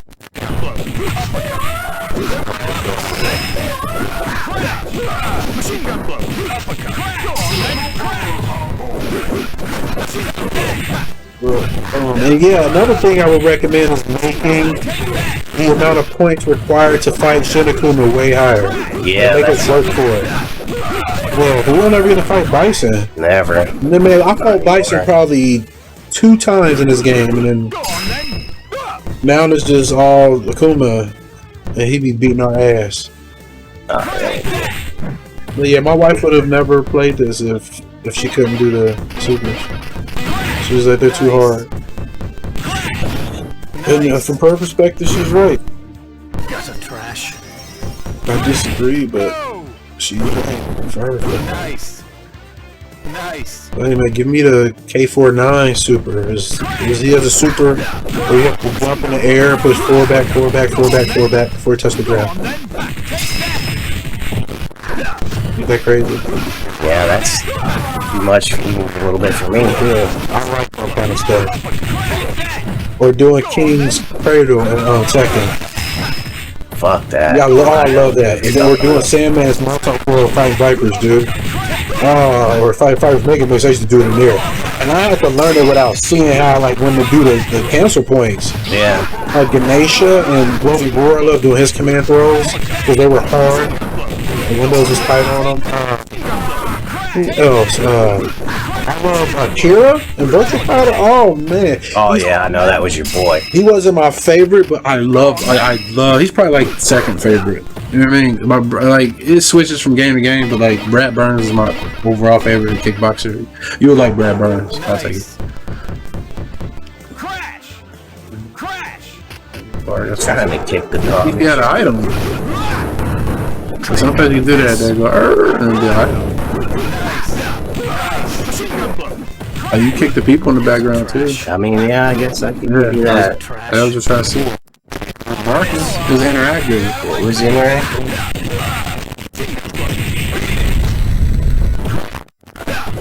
You kicked my dog. I remember that video. Fucking guy, he kicked my dog. You fucking guy. Get out of my face! He said, "You fucking guy." It was you. Yup. I remember you. It was you. I was kicking my dog. It was mad. I was just mad when I kicked my pet too. You watch him do it. I mean, if my cat was being an asshole, and then somebody kicked him, you deserved it. You deserved it. You deserved it. Watch Poison over here. I'm locking on the left. Just watch it. You saw it? Did you see it? You slammer. No, you missed it. Let's see what you play. If you knock out a Poison or Roxy, just pay Poison and pay attention to him, okay? Every time you knock him out. I never noticed this. Oh shit. I was grabbed. Bastard. Get out of my face! Bad. See that? She's knocked out there. Crash! Take that! Oops, no more juggling.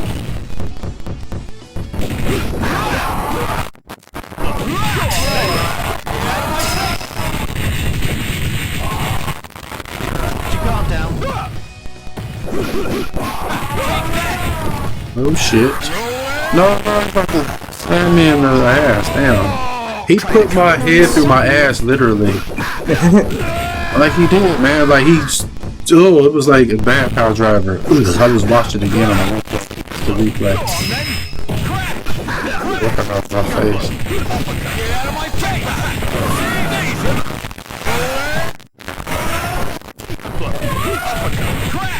Try to counter this. No more juggling. Yeah, you can customize the controls in this too. Like it's a good game, man. It works with Xbox controller. And like usually shit is really weird, like fan-made custom games is usually direct input. Man, I'm needing called nuts to the face. He went out with nuts to the face.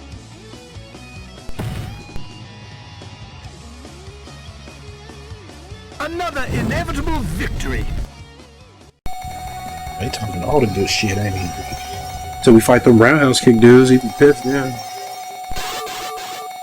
Them dudes are bastards. Don't. Let's go. Let's fight them because I don't want to fight with Rolento. Fuck. Yeah. Damn it. It's all good. I mean, I got something I can deal with, but like this.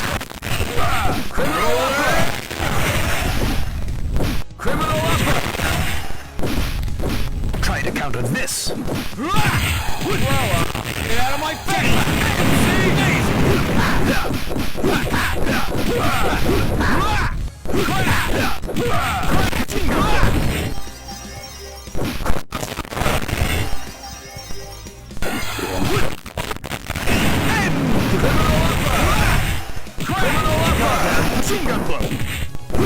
Got it. We got it. Hey, Cody can do a jump shot. Watch that. Watch. Who's the fucking magician in the background? Tuxedo Mask. That's what it looks like. That's from an anime. It looks like Tuxedo Mask. Look. It probably is. It's got to be him. But look, watch the jump shot. Woo! Feel like you didn't take a jump shot. Right, so take a jump shot. Look. Bitch. dumbass. Just going up there. Go on then. Criminal upper. Zap your dumbass.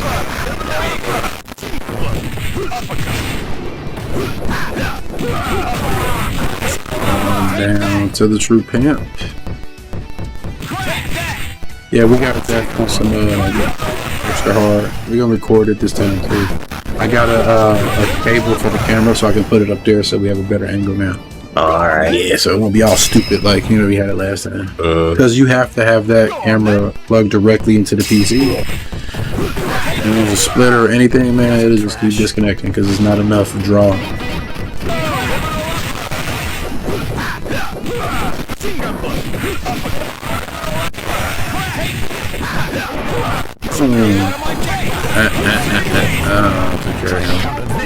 I'll wall jump. I thought I parried that the last second. Not paying attention. Oh shoot. Oh, I got another beat 'em up. We gotta try to do that Shing. Yeah. This is a little bit more nuanced too, so I'm looking forward to it. You got air combo and shit. Did you watch the trailer for it by any chance? I have. Oh, you saw? You got a ton of. I saw air combo. Yeah. Dude, it was like. Did you buy it? No. It was like $3. I think. No, that's when I got it because it was $3. Somebody told me. That's the only reason I knew about it. But yeah, like I like, and that's why I like games like that. Yeah. But that's why I like talking about games like that because they put a lot of time work, man. Like, and they just try. They like me. They just try to do something to make them happy. Yeah. You know what I mean? So help them out. Help them out. For the most part, they're just trying to do something that makes them happy.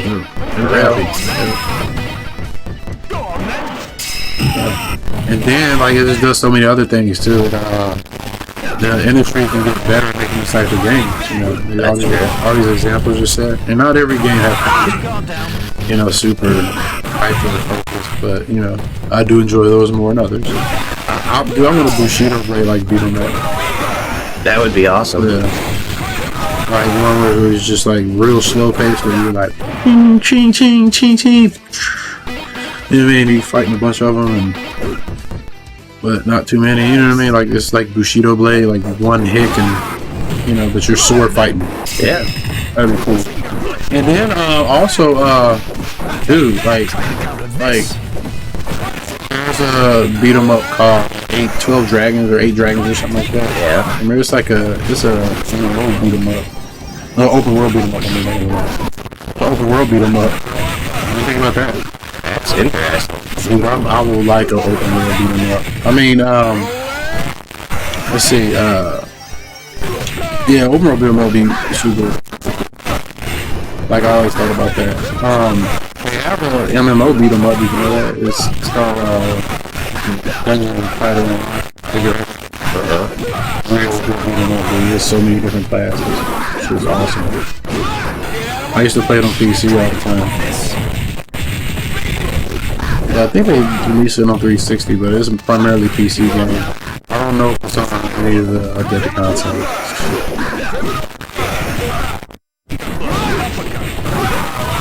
But that's another example of like a hybrid type. Beat 'em up, like kind of like Brock Investigator. That was like a point and click and beat 'em up. I like hybrid beat 'em up. Like Charlie Murder is, RPG. That one's kind of RPG. Yeah. So I like ones that do that. But do a open world one where you're walking around world map and stuff? Oh, yeah, I love open world beat 'em up. Ruby City Ransom is kind of like it. You know what I'm saying? Yeah. But but having like you walking around on a map like Legend of Zelda, you know what I mean? Like we're going in a dungeon, co-op and all that. It's beat 'em up combo. You know what I mean? Oh, I get what you're saying, bro. Map. We can go in that door and find items. You know what I'm saying? That'd be And it was supposedly that 8 Dragons game was kind of like that. But the combat looks like it doesn't look very engaging for me. Look at my man. What's wrong with my man? What kind of drugs he on? See, the mayor need to like see. This is why we have problems like this, man. This is why we have problems like this. The homeless problem, man. Mayor need to do some. Ooh, hot dogs. Fat. How you like that? You like that? Hey, sucker. Oh, you like that, don't you? That was jab we got.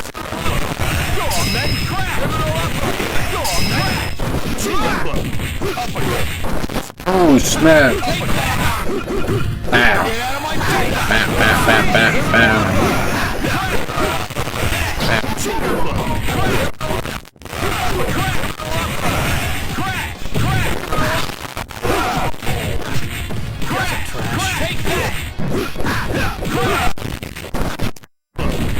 No, miss my combo. This. Boom. Yeah, if you get 50 hits, you get Super, 100s, Ultra, and then after that, it's like 200. I think. But I don't know if it's that. I don't think it does. A higher combo, more expensive.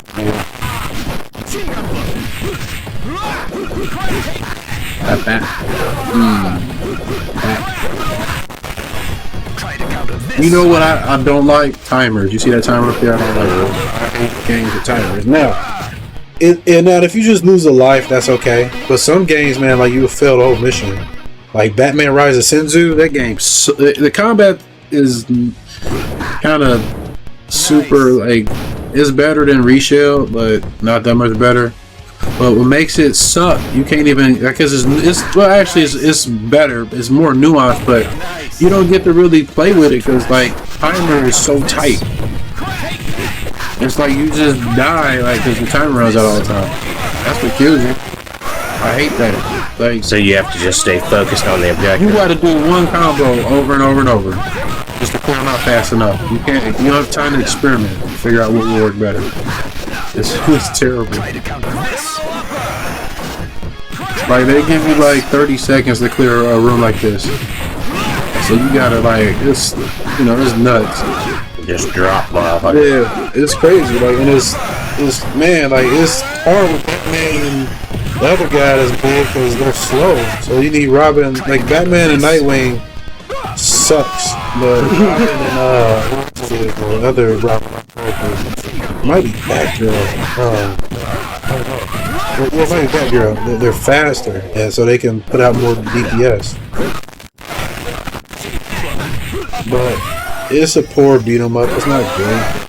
Timers ruin that, and I understand the timer too. You know why it's for, don't you? With quarters, like in arcade, they don't want anybody to stand there all day. You know, they want you to play. But like for home, it's like Rise of Senzu was a home game. Like that didn't need a timer. That was like there for no reason. You know what I'm saying? Yeah. You'd already paid all you're gonna pay for it. And this is like an old like Xbox, PlayStation 2, GameCube era game. Try to counter this. You pay for it once, how it should be. But you know, the publisher should choose to, alright, if we want to update, we're just gonna you know, we're gonna do the free updates because we're gonna pay the developer X amount of time to work on it. You see what I'm saying? That's what they should do instead of like nickel and dime. Work with the developer X amount of time to work on it. So they getting paid, and you know, y'all moving copies, and then any updates you do, like people will engage and keep buying, won't they? Yeah. Keep selling, yeah. And then after that, you move on to the next project. They don't do it anymore. People, because it's risky, you know what I mean? It's riskier to like move on to a project. Give a game as a service and like keep them there as a store and make money. Yeah. That makes sense. Everything's money, man. Like Monkey said before he left, he was like they nickel and dime for fighting game. That's why I didn't buy Dead or Alive. Dead or Alive is a fighting game out of series I love, but I stopped buying it because like they nickel and dime you for costumes, man. They do. And 5 was excellent. That was real good. But they never landed. That's when it started. But 6 was real bad. I ain't even about 6. But I have 5 was a fun game. I think it's the best one. Best one I played. You know, I can play 6 out of 1 through 4. I mean, 1 through 5. I like 5 the best. But what a lot of happened to 5 is they took the titties out. covered the girls up. Yeah, they took the titties out. That's a TNA game. And they need to stay in their lane. You can They stay tried in to go there. esports. They did. That's what happened. They tried to go esports. You know, they got to be conservative. You know, because the community quotes didn't take them serious, bro. You go in like that or you don't. Get out of my face! They weren't taking money. That's what it was. That's And you know how you let me tell you how you get money. You be honest and yeah, give your fans what they want. They wanted the titties. You see what I'm saying? Like my dude LB said, he pointed out to me yesterday. I was like, yeah, you're right about that. I never thought about that. He said, yeah, they had a kind of a identity problem. Yeah. And then you can go look at their live 6, man, those girls are covered, boy. Like, I don't see no titty, man. What the fuck? Like, I like some titty in my fighting. And then I like a little titty in there. Alright. It's like fully clothed. It's like, dang, like, she ain't got her traditional fucking shit on. They probably sell it to her, you know? I haven't checked out. I know the DLC amounts was high. I didn't see individual items. And like, that was the crazy thing, like trying to buy Dead or Alive 5 and this shit online. It was so fucked up. Like, you had to scroll through so many menus, your Xbox would freeze. It was loading up so much DLC like, in the store. You know what I'm saying? Like, yeah, it was so bad. It was fucked up. That game fucked, man. But the combat was good in Dead or Alive 5. I still would play Dead or Alive 5. Because it's a complete game at this point and I have all the characters. But I won't ever play 6. Or 7 if they ever make one. The series probably dead. Took the titties out and die. See what happened? Yep. The Apple homie. That's a trash. I bet you they won't. She's from, hold on. She's from another. The chick inside the thing. She's from Martial Master. Not Martial Master, but Breaker's Revenge. I don't know where she's from. That's actually Nestor. And you know what? Like when Nestor speaks, like, he sounds so much different than Stephanie speaks. Yeah. Well, because their Spanish is different. Yeah. It's like, the way somebody who spoke Spanish explained it to me was that the pronouns they use in Latin and in Europe are different. Yep. Yeah. That's actually exactly what it is. Yeah, that's just explained to me. My wife, she speaks Latin Spanish. And then, like, her grandma speaks Quechua. That's awesome.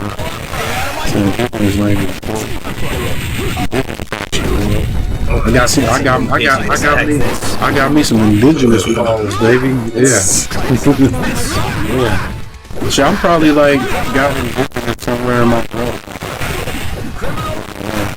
My daughter sure does. 'Cause I was up. A knife distracted me. He got killed. The brain's slow right now.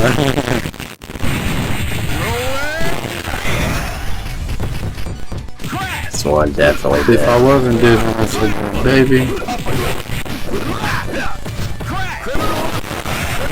Indigenous? No, you want something in you? She said yeah. My wife said yeah.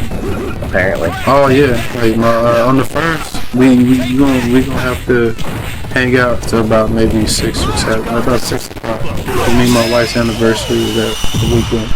Or that it's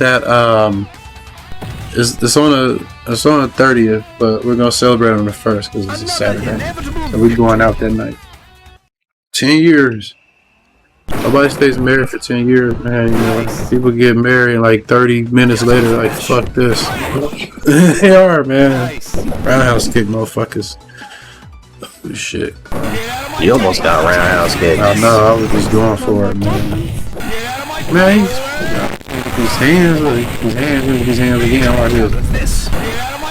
Man, again.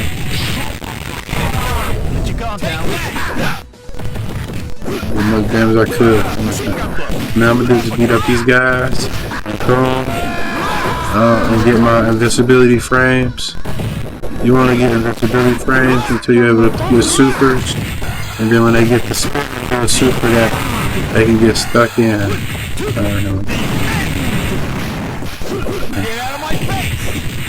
There we go. That's what I wanted. Put your guard down. Try to counter this. No So more you're juggling. doing Hurricane Tatsu. Watch this. Come on, Tatsu over here. Come on, watch him get caught up in it. Come on. Get caught up in it. Caught up in it. So see what right here. Oh, Tatsumaki Senpukaku. No more And juggling. now you said Tatsumaki Senpukaku. I'm not sure. Oh shit, Birdie. No, you ain't funny. You know what time it is, man.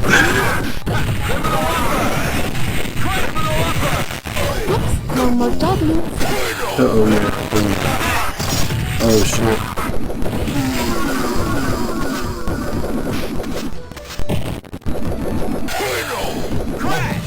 Damn it. You grab the wrong one. That's the only bad thing about that. No more Cody's got good swings, man. Cause they got good iframes and everything. Ooh. I'll shove this head through his ass. He just fucking burped on me. He spit his mouthwash out on me. That's some strong mouthwash. Boy. That's some strong ass mouthwash. It's fucking Listerine. I said, yeah, that shit knock you out, boy. Remember, what's your favorite Listerine? Mine's the brown. The brown? Yeah, I like the brown. I like the brown, dude. That shit's gross. I love it and I like it now. That's some shit you inject into your veins. Real pistol.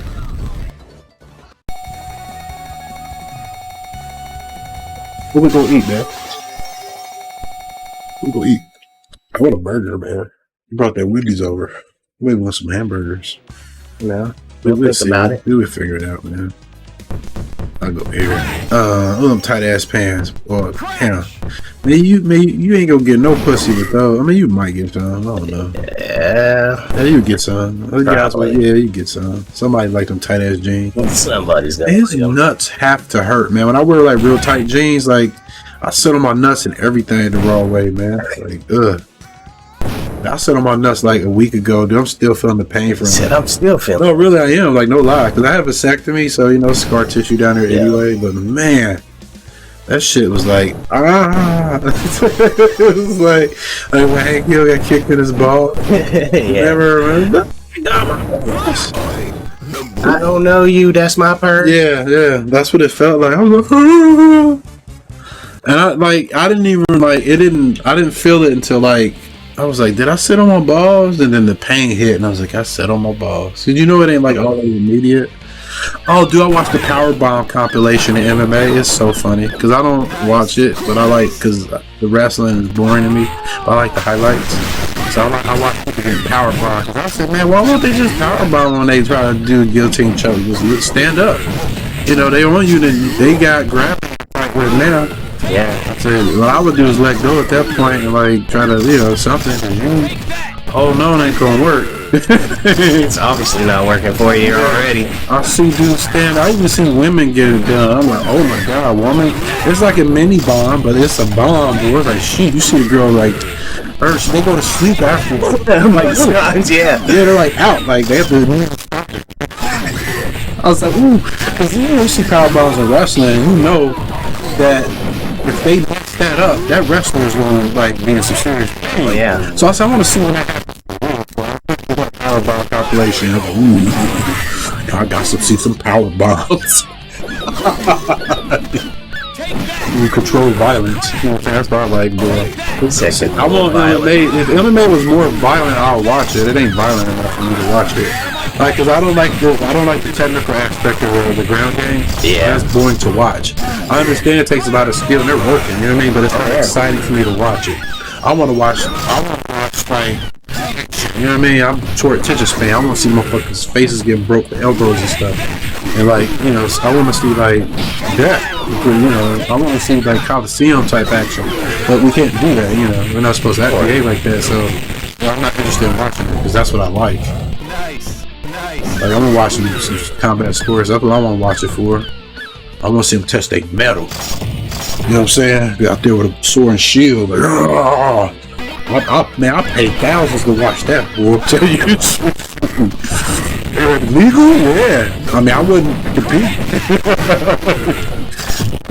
But I'll watch them. Now, back in my young days, when I was like, yeah, I'm beat everybody ass, I'd have competed and probably got killed. I'd have been fine with it, but you know. But now I'm like, you know, family and stuff. Yeah. Yeah, family. Hell yeah, bro, I'd have been fighting like a mug. Because basically what's going to happen is you're going to die eventually. It's a quick out. You know what I'm saying? Yeah. It's like, man, I get to end my suffering and somebody else's, man. I'm helping them out. But really, right? Yeah, helping them out. Like, we get out of this shitty world. Shit. We get to have fun doing it. You know what I'm saying?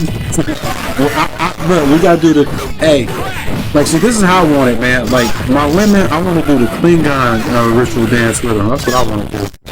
That's how my main is, man. It's gotta be. We need physical combatic foreplay. Ain't that what Klingons do? Yeah, it's like they're awesome. just about damn near killing Each other. Hell yeah, because that sets a level of respect. You know, you try to get bad with her, she done got something for that ass. Yeah, Klingon women are crazy, man. I love Klingon women, boy. They crazy, boy. They ugly in the face, boy, but in the bed, incredible, boy. I'm telling you. Because the uglier they are, boy, the crazier the sex is a lot of times, man. But I've had some, man, I'm telling you, boy. That, man, I remember watching that on, they did it in Next Generation, man. I was like, what is this going on, man? Yeah, I had some. Yeah, I was like, whoa. I was like, what? I was like, what did I just walk into? This shit was crazy, man. I see some things in that show. He was trying to remodulate her, dog. That's what he's trying to do, dog. He's trying to remodulate that ass. Klingon, my motherfuckers, boy. I'm like to fight, boy. Like the Predators, you know what I'm saying? They're a little bit more civilized than Predators, though, you know what I mean? I would say they're definitely more simple. I like Predators, though, man. They're good. Come on. Back. Down. I was gonna suplex that. That's come here. You like that? You can't on his with me. Like Tyson, bitch. Yeah, where I got this. I got the right hook uppercut. That was Mike Tyson, one of his signature destruction combos, dude. That right hook uppercut to the body. Boom. That right hook to the body and the uppercut to the face, man. I seen him like just put people to sleep with that, man. I think he hit Bruce Seldon, not Bruce Seldon, but who's the other big dude he fought? Not Bruce Seldon, but he fought another big dude, Frank Bruno. I think he hit with that, man. I had him on the ropes. Woo. I mean, I would hate to fight be the guys that had to fight Tyson, man. Like, he had to suffer them, didn't it? Like, oh yeah, it was a terrible experience. Even if he won, like, even if he was winning, man, even his punches hurt. I would have hated fighting Forrest Foreman too, man. Oh fuck yeah. His big ass. Oh my god, man. Like it's like, how do you do damage to it? Not him. That's not a man. That's an eating machine. Around the Simpsons, they pull over out the seafood place. That's not a man. That's what I think does. It goes Foreman on the mic, boom. That motherfucker there pounding. Ali, man, he was taking them beating, boy. I was watching out. Oh my god, that's why he's fucked up. Yep. That's exactly Foreman did that to him, man. George Foreman did that to him, man. Like, oh my god, man. Like, that's one thing. Like, I have mastery in black belts, but I'm not about to stand up with a boxer at all.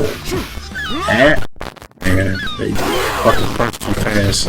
If they're good, they got good footwork. My dude told me. But one thing I watch practice all the time is just watch them dodge punches all the fucking time. You get to the ground.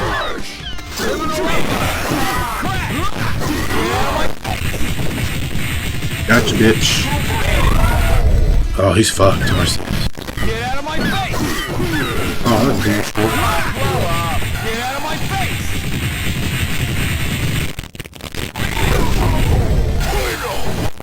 There we go. Fuck yeah. Yeah, hell yeah. Oh yeah, he wasn't. I was like, yeah, get him. I was scared you grabbed like one of those bull guys or something. Did a jump shot, look. Hit the jump shot. What are you doing here? That's what's up, man. Yeah.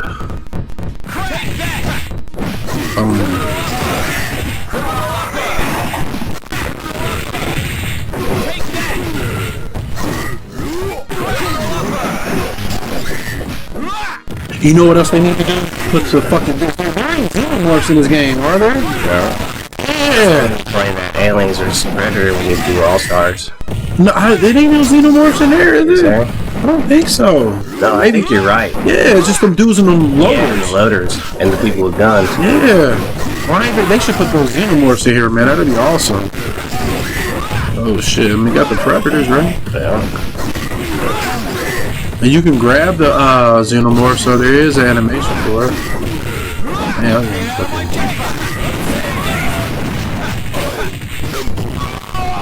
I was getting fucking body. He's got shit in front of me. I tried to pair it with right trigger. I'm glad it didn't pause the game. Grab your Jitsu Squad! Oh. Oh,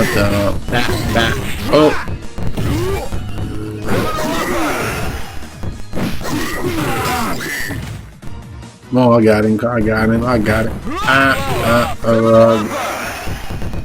That shit stank, man. Get out of there. Uh-oh.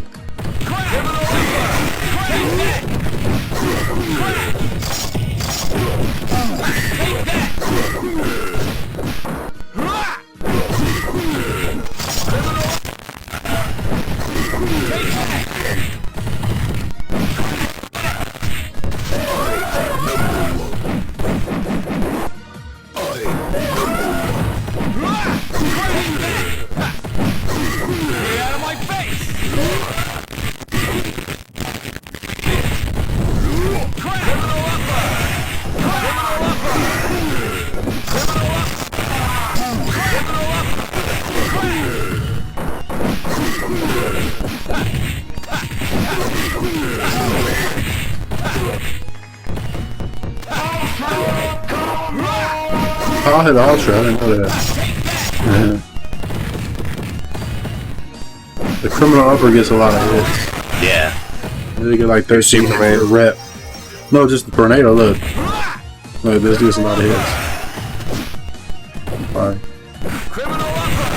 He's blocking over here. It gets about... See. Gets a lot of hits. You just keep canceling. Uh-oh. By the time I'm done with you. Come on. Come over here. Come on this corner. Come over in this corner. Son of Prince. You try to get up in that ass. Son of Prince. Oh shit. Fucking insides. On my outsides. My insides on my outsides. Oh, Got him, coach. Fuck. Come on, still time. Get him. Yeah.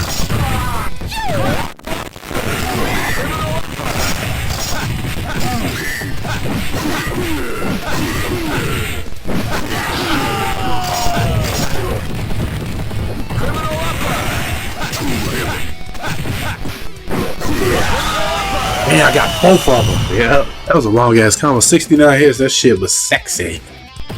Yeah. I just kept the peons up on you. I didn't know I had both of them like that until I looked at their life. Come on, Brad. I'm coming out target shot. But yeah, this game is like it's a lot of fun. Like it's one of the best games I've ever played. It just sucks that more people can experience it. Capcom, I don't understand why Capcom haven't made like a at least a Final Fight 4, man. I mean, because Streets of Rage 4 is pretty much kind of they included everything. At least it's like a remake, you know what I mean? But because like here's the thing, like I said earlier, I don't like Final Fight 1 or 2, but I love Final Fight 3. I love some Final Fight 3 because it has more to it. I mean, No more W. so it's fine, and I'd rather play, you know, Final Fight 2 over 1 because it's basically 2 is basically Final Fight 1 with multiplayer, like, but you know, arcade version. But 3 they have moves and we played it. Remember? Yep. They got supers and specials and it's more than just 1, 2, 3, 4. You know what I mean? There's more to it. The problem. Oh shit! Oh, he's behind me. Man, he got behind me. You not paired the first tiger to me. Come on. Thank you.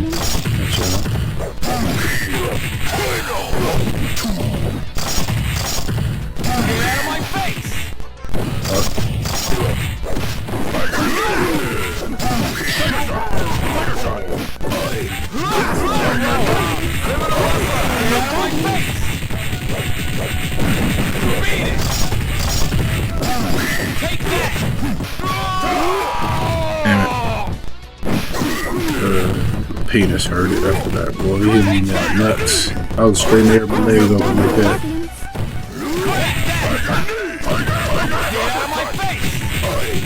No more W.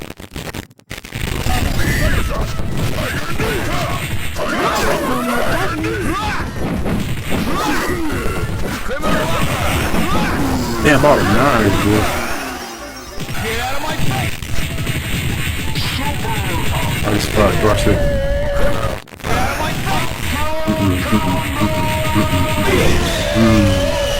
Andor was trying to get me. Look, watch. He tried to look. I'm like, oh fuck.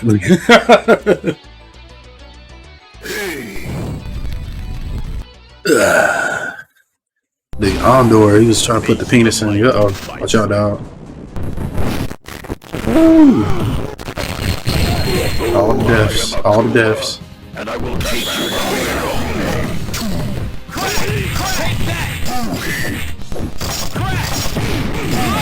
No more W. No more W. Declare yourself. That's what he's saying. Oh shit.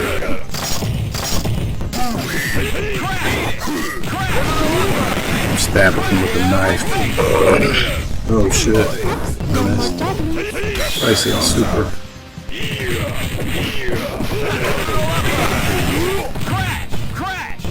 Back of the super. Nah, we ain't doing that. I don't care about your fireballs, nigga. I can Tekken your fireballs are coming. I can Tekken them by moving like that, see? And Come on, you can get it to him. Come on, super build up. There we go. There we go. Kool-Aid. That's what he said, didn't he? He likes Kool-Aid. Fuego. Oh shit. He's like, your pants is too tight. That's what he said. He told me my pants was too tight. So,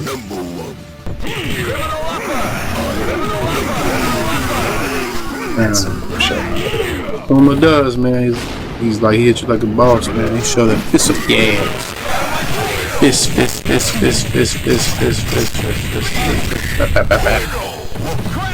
Oh shit. Oh, okay, shit. Kool-Aid. Damn. Try to carry his work.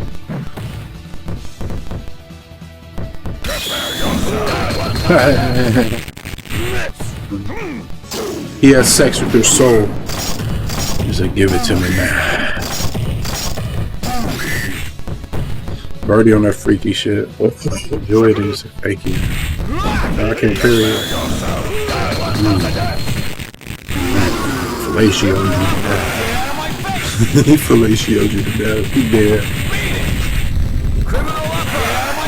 He dead. He might not be. No, he did.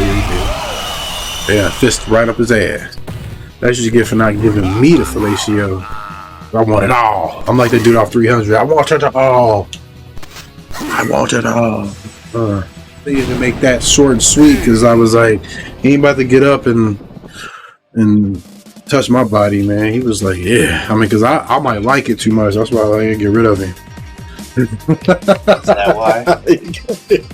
I might enjoy it too much. Oh shit. Alright. Well, guys, we're coming to the end of it. So what is your thoughts on this game, Goku? Dude, you know I love the shit out of this game. Goku's thoughts, he left.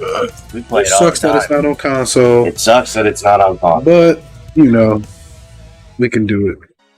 So, like I said, and also just wanted to keep in mind, guys, review your games, especially if you have indie games, indie studios you like, because it helps them bring in revenue and bring us, more updates to give us new games. Even on Steam, like they need 10 reviews just for Steam to say the game exists. So, if you like your games, you like indie games, review those guys and help them out. And if you like a game in general, share it with people, especially if it's a developer you want to show that you appreciate their work.